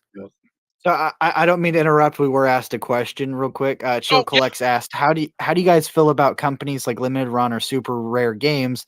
Do you believe they affect the prices of games in the market because of the limited quantity games being produced? Conflicted. I think I'm very conflicted. Yes, I agree. I think they're terrible. They're yeah, terrible. Like, okay, I was not, I didn't really care about these limited companies until Limited Run started doing Castlevania stuff physically, and I kept missing out on them. Like, I missed out on the Requiem collection physically. That one right there, that anniversary collection, it's the only one I got from them, and that's because they released it on Best Buy. I thought they were going to do that for the Advanced collection. They announced on Twitter that they weren't, and that's when I turned on them because I was just like, man, fuck you guys. Yeah, Limited Run Games is a company, so I'm conflicted. On one hand, this is the only way I'll ever get to play some of these games. On the other hand, if you look into Limited Run Games, you are dealing with one of the most underhanded companies you'll ever see. I strongly recommend a YouTube video to everyone, whether it's people on the panel or people in the chat. You want to look up the video. It's called The Truth About Limited Run Games by Mr. XRT. I saw that one. That will blow your fucking mind about how rotten this company is.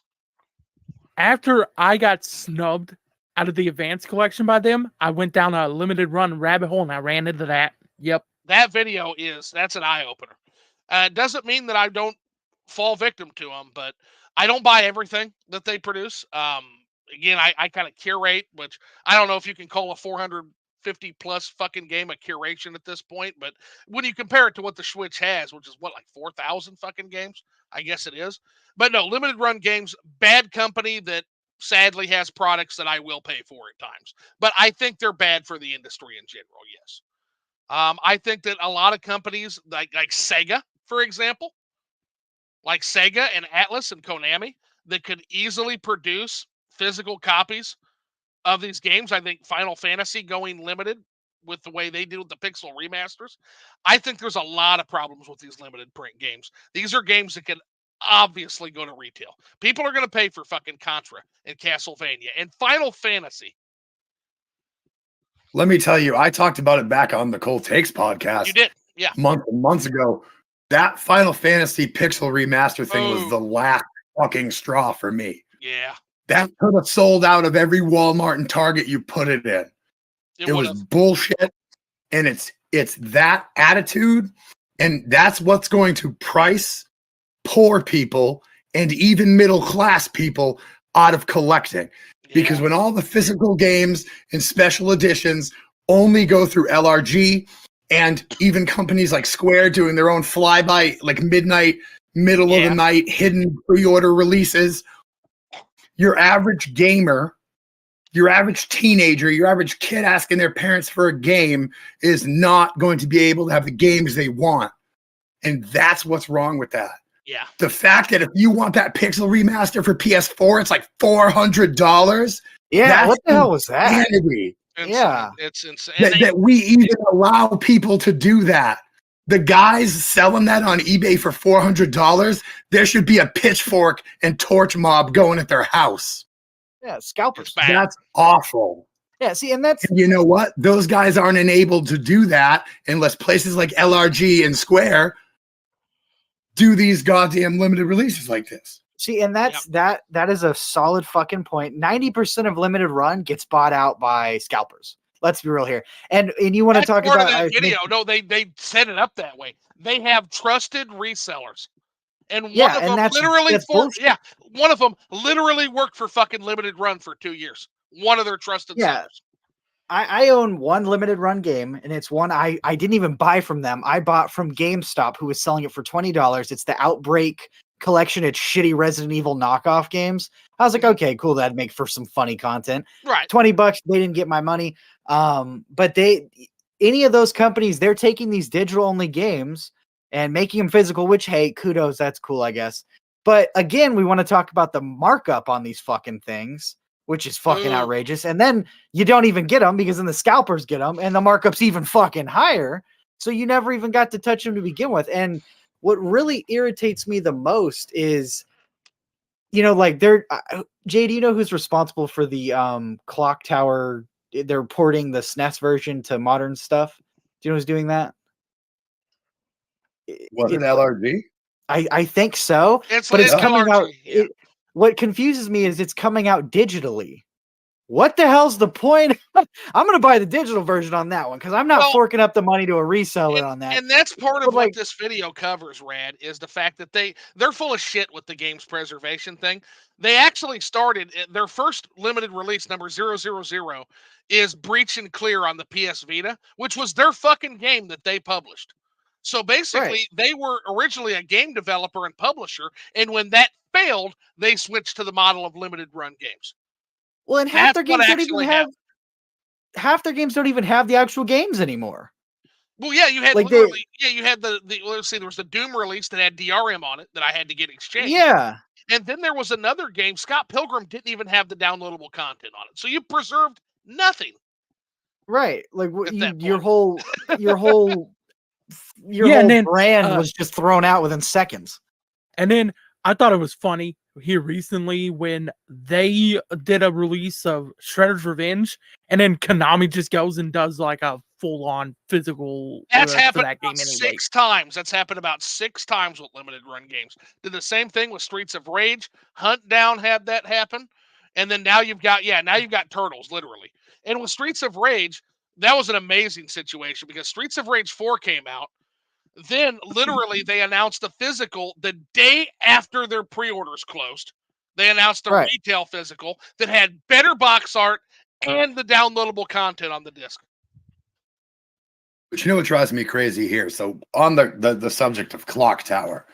Now I'd say, fuck LRG, go play Clock Tower some other way. But now we see the people we were talking about earlier fucking us here. Clock Tower 1, complete, $180. Clock Tower 2, English version, complete, $322. Woo! Clock Tower 3, English version, complete, $57. How the hell are you going to play any Clock Tower? See, and that's so between LRG and scalpers fucking us over, you literally can't play it. So go fucking pirate it. I have Death's Head. Is it called Death's Head? I think the second one. Yeah, I have that loose scratch to shitting back that I found, and I paid like $50 for it back then, and even then I was like, I shouldn't have done that, but I wanted to play it so bad, and now, I stand by like Caesar and I both do this. We will get games loose and complete them over time. Yes. Because it's so much cheaper than outright just buying these games. $300 for a fucking video game? I'm sorry. There's no way in hell I'm paying that. That is outrageous. That is not worth that. Nope. Disc rot is a thing. Life is a thing. Yeah. You could put it in a console and it could just scratch your disc right there. Mm-hmm. There's no way I could pay that. Like I would be divorced faster than hell. Like it would be over. The closest I came to doing that this generation was I missed out on Esprit de Sai. It was not a limited run, but it was M2 Shot Trigger release in Japan. And they sold out fast because that's what shmups do. The shmup community is psychotic.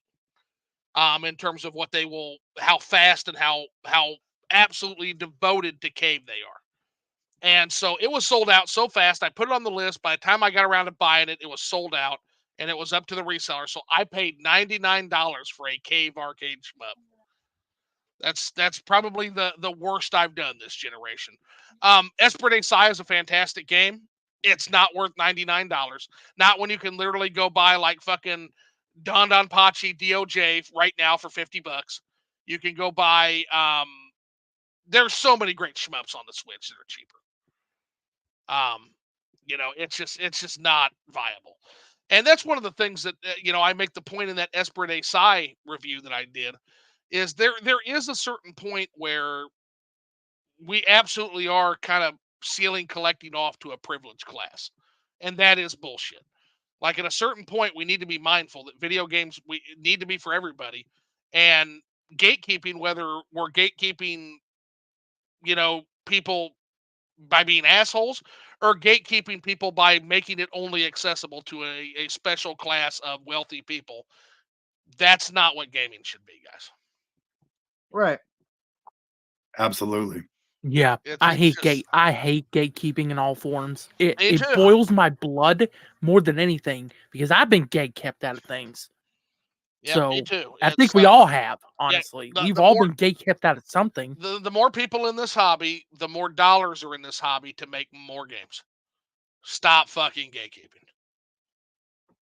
We need this audience to grow with the population. If it doesn't, we get less games. That's literally what happened in the when 2008 rolled around and we had not created enough gaming customers. If you remove the Wii from that generation, the macroeconomic decline in video games is fucking catastrophic. And that's why we lost like 250 like publishers and developers. THQ literally got drawn and quartered in that era because there weren't enough customers to support these new HD brand new budgets and having to render everything in fucking HD. There wasn't enough money. Not when your only customers are yams, young adult males, and they're the ones that got hit really hard in 2008. So they didn't have any fucking money. Good job, geniuses. You gatekeeped yourself right out of thousands of jobs lost. Good job, guys. You did it. So then anyway. So anyway. Yeah, so DS stuff for me. Fane says I want Final Fantasy VII figures. Don't worry, Jay. I'll sneak into your house and destroy all of your wired goods. My heart. So Soul. Jay with words of wisdom. Not to be that guy, Captain Splooge says, but you act like digital is not real. But what is on these discs? What is on these cartridges? Digital code. All you're doing is buying a digital version, is skipping the middleman. It's okay to be wrong, Damn. Splooge. That's not correct, actually. I have over 400 games on my shelf that are in working condition. So it might not have the vanity patches that developers that have patched their games 50 fucking times to patch one wrong word out of a fucking English translation. It might not have those vanity patches, but they work. So when I buy a game physically, I vet all this shit. So one of the things I'm going to vet is the game playable in its current form on the cartridge? Is it play well? If it doesn't play well, I don't buy it. So, for example, you'll not see The Outer Worlds. You'll not see Bloodstained Ritual of the Night, which has DRM on the cart. Won't see that in my collection. You're not going to see games like the BioShock collection in my collection that literally have only partial of each game on the disc. There's no single game on the disc. You're not going to see any of that in my collection. Everything in my collection, over 400 games on the Switch, are completely playable outside the box in airplane mode. That's how I review my games. So to say that all of these games are just digital versions, you're full of shit, and it's okay to be full of shit. Oh, I'm full what's of that shit. game right there? I'm full of Clock shit on a lot Tower. of things, man. Oh, the Clock Tower? Oh, okay. So back to the Clock Tower thing, you can get a beautiful reproduction with tons of goodies for around $50 on eBay. That's what I was for the saying. original Yes, SNES. reproduction Don't cartridge. buy that LRG bullshit. Yep, Jay, that's will how you send me that link? and that's how Yeah. Yes, and Thanks. that's how I played it. Went back in the day, there was a website, it's defunct now, but it was SNESreproductions.com. Now, and that was back, those were they were $60 a piece back then. That was back in that was like 2008 to 2012. But yeah, reproduction cartridges is the cheap way to play it. It's literally a burned EPROM. So it's not even emulation at that point. It's literally a fan translated version of Clock Tower on your Super Nintendo. It's the EPROM. It's the actual EPROM. So it's not even emulation like the Clock Tower on Switch will be emulation. It'll be emulated. That's the real deal there on the reproduction card. Yeah, like I did the same thing with the Sailor Moon beat 'em up and the Sailor Moon RPG. Beautiful reproductions, beautiful books, beautiful cases. And it's the EPROM. It's the EPROM. And I got them for like $30. They're professionally done. They look beautiful. And those EPROMs literally will last through a fucking nuclear blast, Red. The only problem is, and I assume it would be the same with Clock Tower, if you use a Retron, you're out of luck. You got to use it on actual hardware. OG hardware. The other thing is... So I do have my Super Nintendo tucked over here for the rare time I want to play one of my repro carts, because the Retron will not do it. Right. Absolutely. No, reproductive carts. I went down a whole rabbit hole of reproduction carts, trying to get Terranigma, the reproduction cart of that. This is before there were reproduction sites. So you had to do it off eBay, an eBay seller. So it was an eBay seller from Canada who made the reproduction cart for me, and he shipped it through the New Jersey shipping center. Anybody who's familiar with importing things knows that New Jersey shipping center is a fucking black hole. It's a customs black hole. And that game was held up in customs for 3 fucking months in New Jersey shipping center. It was literally the day I was supposed to ask for my refund back, the last day to cancel my refund, I went to the post office to check, and it had arrived that day. Wow. I was so happy to get that. And that was back when I think I paid $80 for that one. And that was before there were actually reproduction sites that were fully in business. Now they're a dime a dozen. There's all kinds of people that'll repro cards for you and burn games onto EPROMs. So it's a thriving thing now. But back then it was like the Wild West. Like great shit. I'll never forget his name. It was Flag to Flag was the name of the eBayer who sold that to me. So thanks a million, buddy. I appreciate that. No, wait, I'm getting that mixed up. Flag to Flag was the guy who finally found me Bassin's Black Bass for my dad's Christmas. But so I don't remember his name, but still some really interesting eBay experiences. But I do remember those repro sites because I found a couple I watch Happy Console Gamer. There was a bunch of repro sites and things that he would talk about on his show, like Time Walk Games, for instance, that Time no Walk longer Games. exists. They did But some amazing quality stuff. They did some Time Walk amazing was stuff. incredible. Those were pieces of art. Like they came with the box and like the glossy manual and with the glossy paper. Yeah, no, those were beautiful. Took fucking forever. That was like the limited run before limited run though. Took forever to get them. But they were because they made them special to order. But yeah. Let's see. Miss Mandia says I'm gonna scavenge for the remnants of Jay's collection. So Miss Mandia is already preparing for the apocalypse. She just wants another good copy of Grandia 2. Mine's pristine.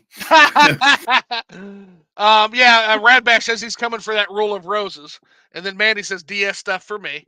Fane says I want the Final Fantasy VII figures. We're looting Jay. Yep. The looters have shown up. April will be like, what happened to They're the like Raiders and Fallout. Yeah, We're literally just raiding all the shit. Tony says April will be like, what happened to the coffee maker? Let's see.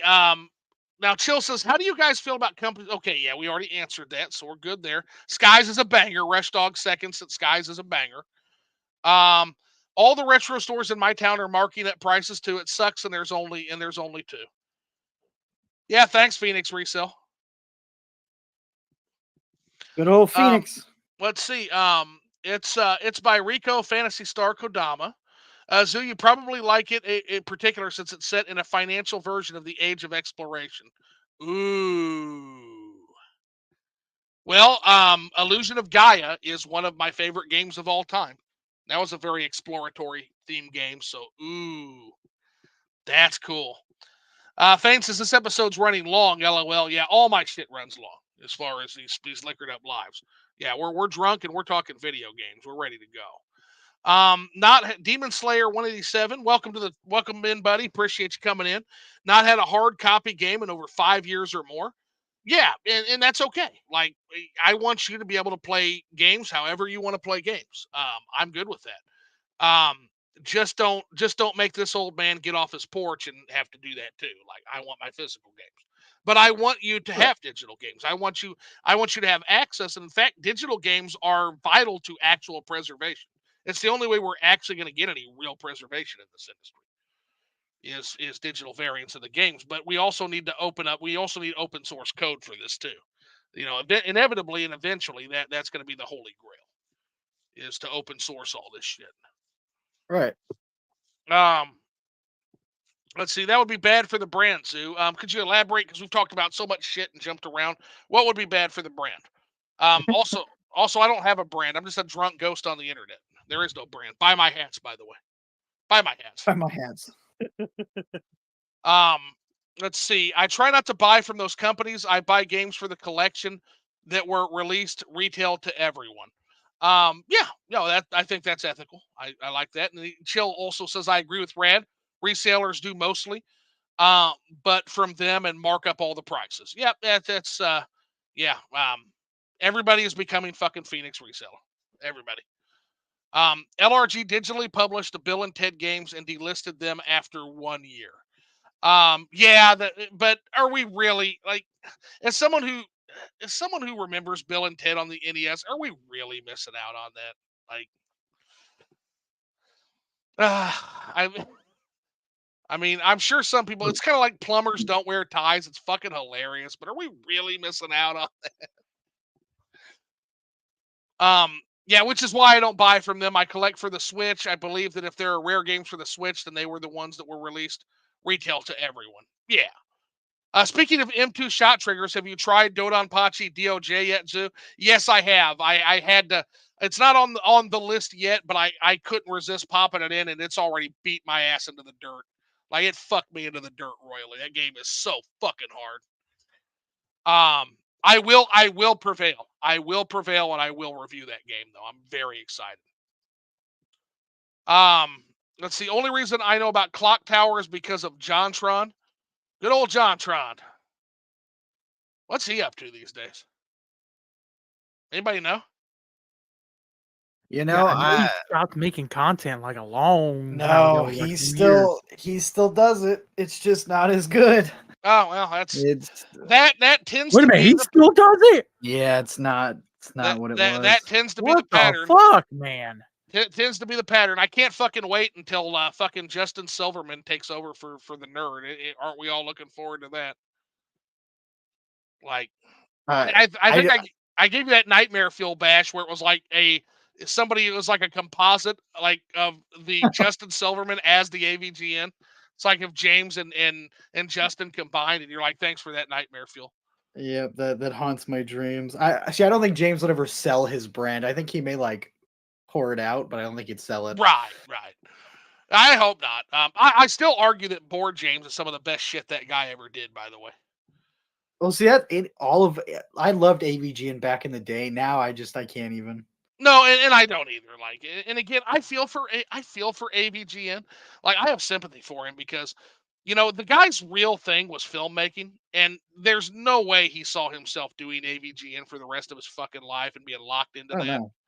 And I feel for that. I genuinely feel for the guy. I wish him Yeah, the I do best. too. I don't like to just shit on James like for Cinemassacre Truth is fucking brutal. I don't like the slobs, but to be fair, James has taken that criticism to heart, and the slobs aren't on screen anymore.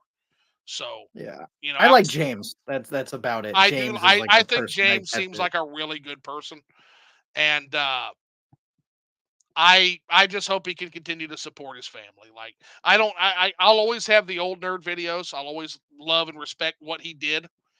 And like for the people that still watch him and support him and can do that with a straight face, I'm glad you can. Because he seems like a genuinely good guy. Let's see. He meant it would be bad for the brand if Jay died on stream. Yeah, we don't need a death on the stream for sure.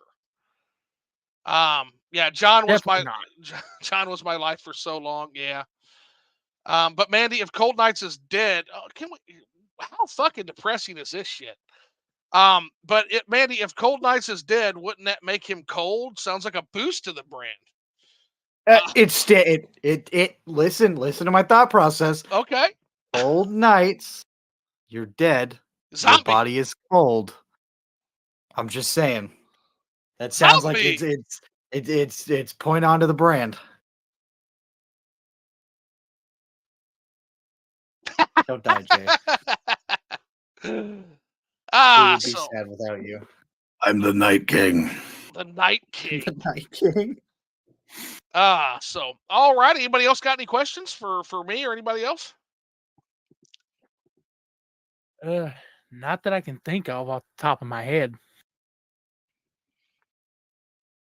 All right. I got nothing. All There's right. a cat. Well, you know how I am. I'm always a fan of ending these things organically. So it looks like we're out of shit to talk about. We've run out of steam. Oh, what's everyone drinking? Rush Dog, of course. Motherfucker. I always forget that. So tonight I am actually drinking some Crown Royal Cornerstone. I was thinking of you, good buddy. I haven't got my import on that other Canadian whiskey that you mentioned. I'm very excited to try that, the one with the stag on the bottle. Go well with my Blanton's steed. But I am drinking Canadian whiskey tonight. Yep, Canadian whiskey tonight. So I was thinking of you. I poured it was Crown Royal Cornerstone, which is a great fucking blend. And you've excited me because you said the one you recommended is better than the Cornerstone blend, which is like a super limited edition Crown Royal. So I'm very excited about that. Man, I do not have. I would have been drinking tonight, but I have no alcohol in my house. I did have Crown Royal Regal Apple here in the house, but yeah, me and a couple of the family members I live with, we drunk through that shit. Okay, so you're in the Kool-Aid Club tonight. There's no shame in that. We have guests that like I think every time OJ's come on, he's just drank water. I don't think he's a drinker, so you're in good company. So welcome to the Kool-Aid Club. Jay, what you drinking, homie? Rockstar Punched with codeine cough syrup. Oh my god! Fuck that. There's not a club for that. It's everything is red. The cough syrup's red. The drink is red. These fucking cough drops are red. You sure you I'm don't gonna have? have- lean. You sure you don't have a I'm case of pissing red. vampirism? I'm shitting red. Sure you don't have a case of vampirism? Is Belmont gonna have to come fucking visit you? I don't have enough teeth to be Place a a whip in vampire. my hand, like Okay. Jay, He's got holy water. Beware. Jay's like, I don't have enough teeth to be a vampire. vampire. Funny. That is. I can catch you with one thing. I'm a slow drinker. Get you with the one thing. Come here, baby. Oh, I needed that. Your mom was like, well, at least there's not that many things for me to knock out with my whip. So that that's was- a bonus. That was funny as Hey, shit. I think we know. I think we know somebody who likes a good gumming. Kyle, call him. oh, God. Kyle, call him. All right, Bash. What are you drinking? Captain Morgan's pineapple rum. Captain Morgan's pie. Attaboy. Captain Morgan's is good shit. Yeah. All righty. So that's a good question for sure. Yeah, Rush Dog, thank you for the reminder again. My drunk ass always fucking forgets. But all righty with that. Now that we've got that question out of the way, I think that pretty much does it. So I got one last question for everybody here. Did we have fun tonight? Yeah, did. I definitely Great did. time.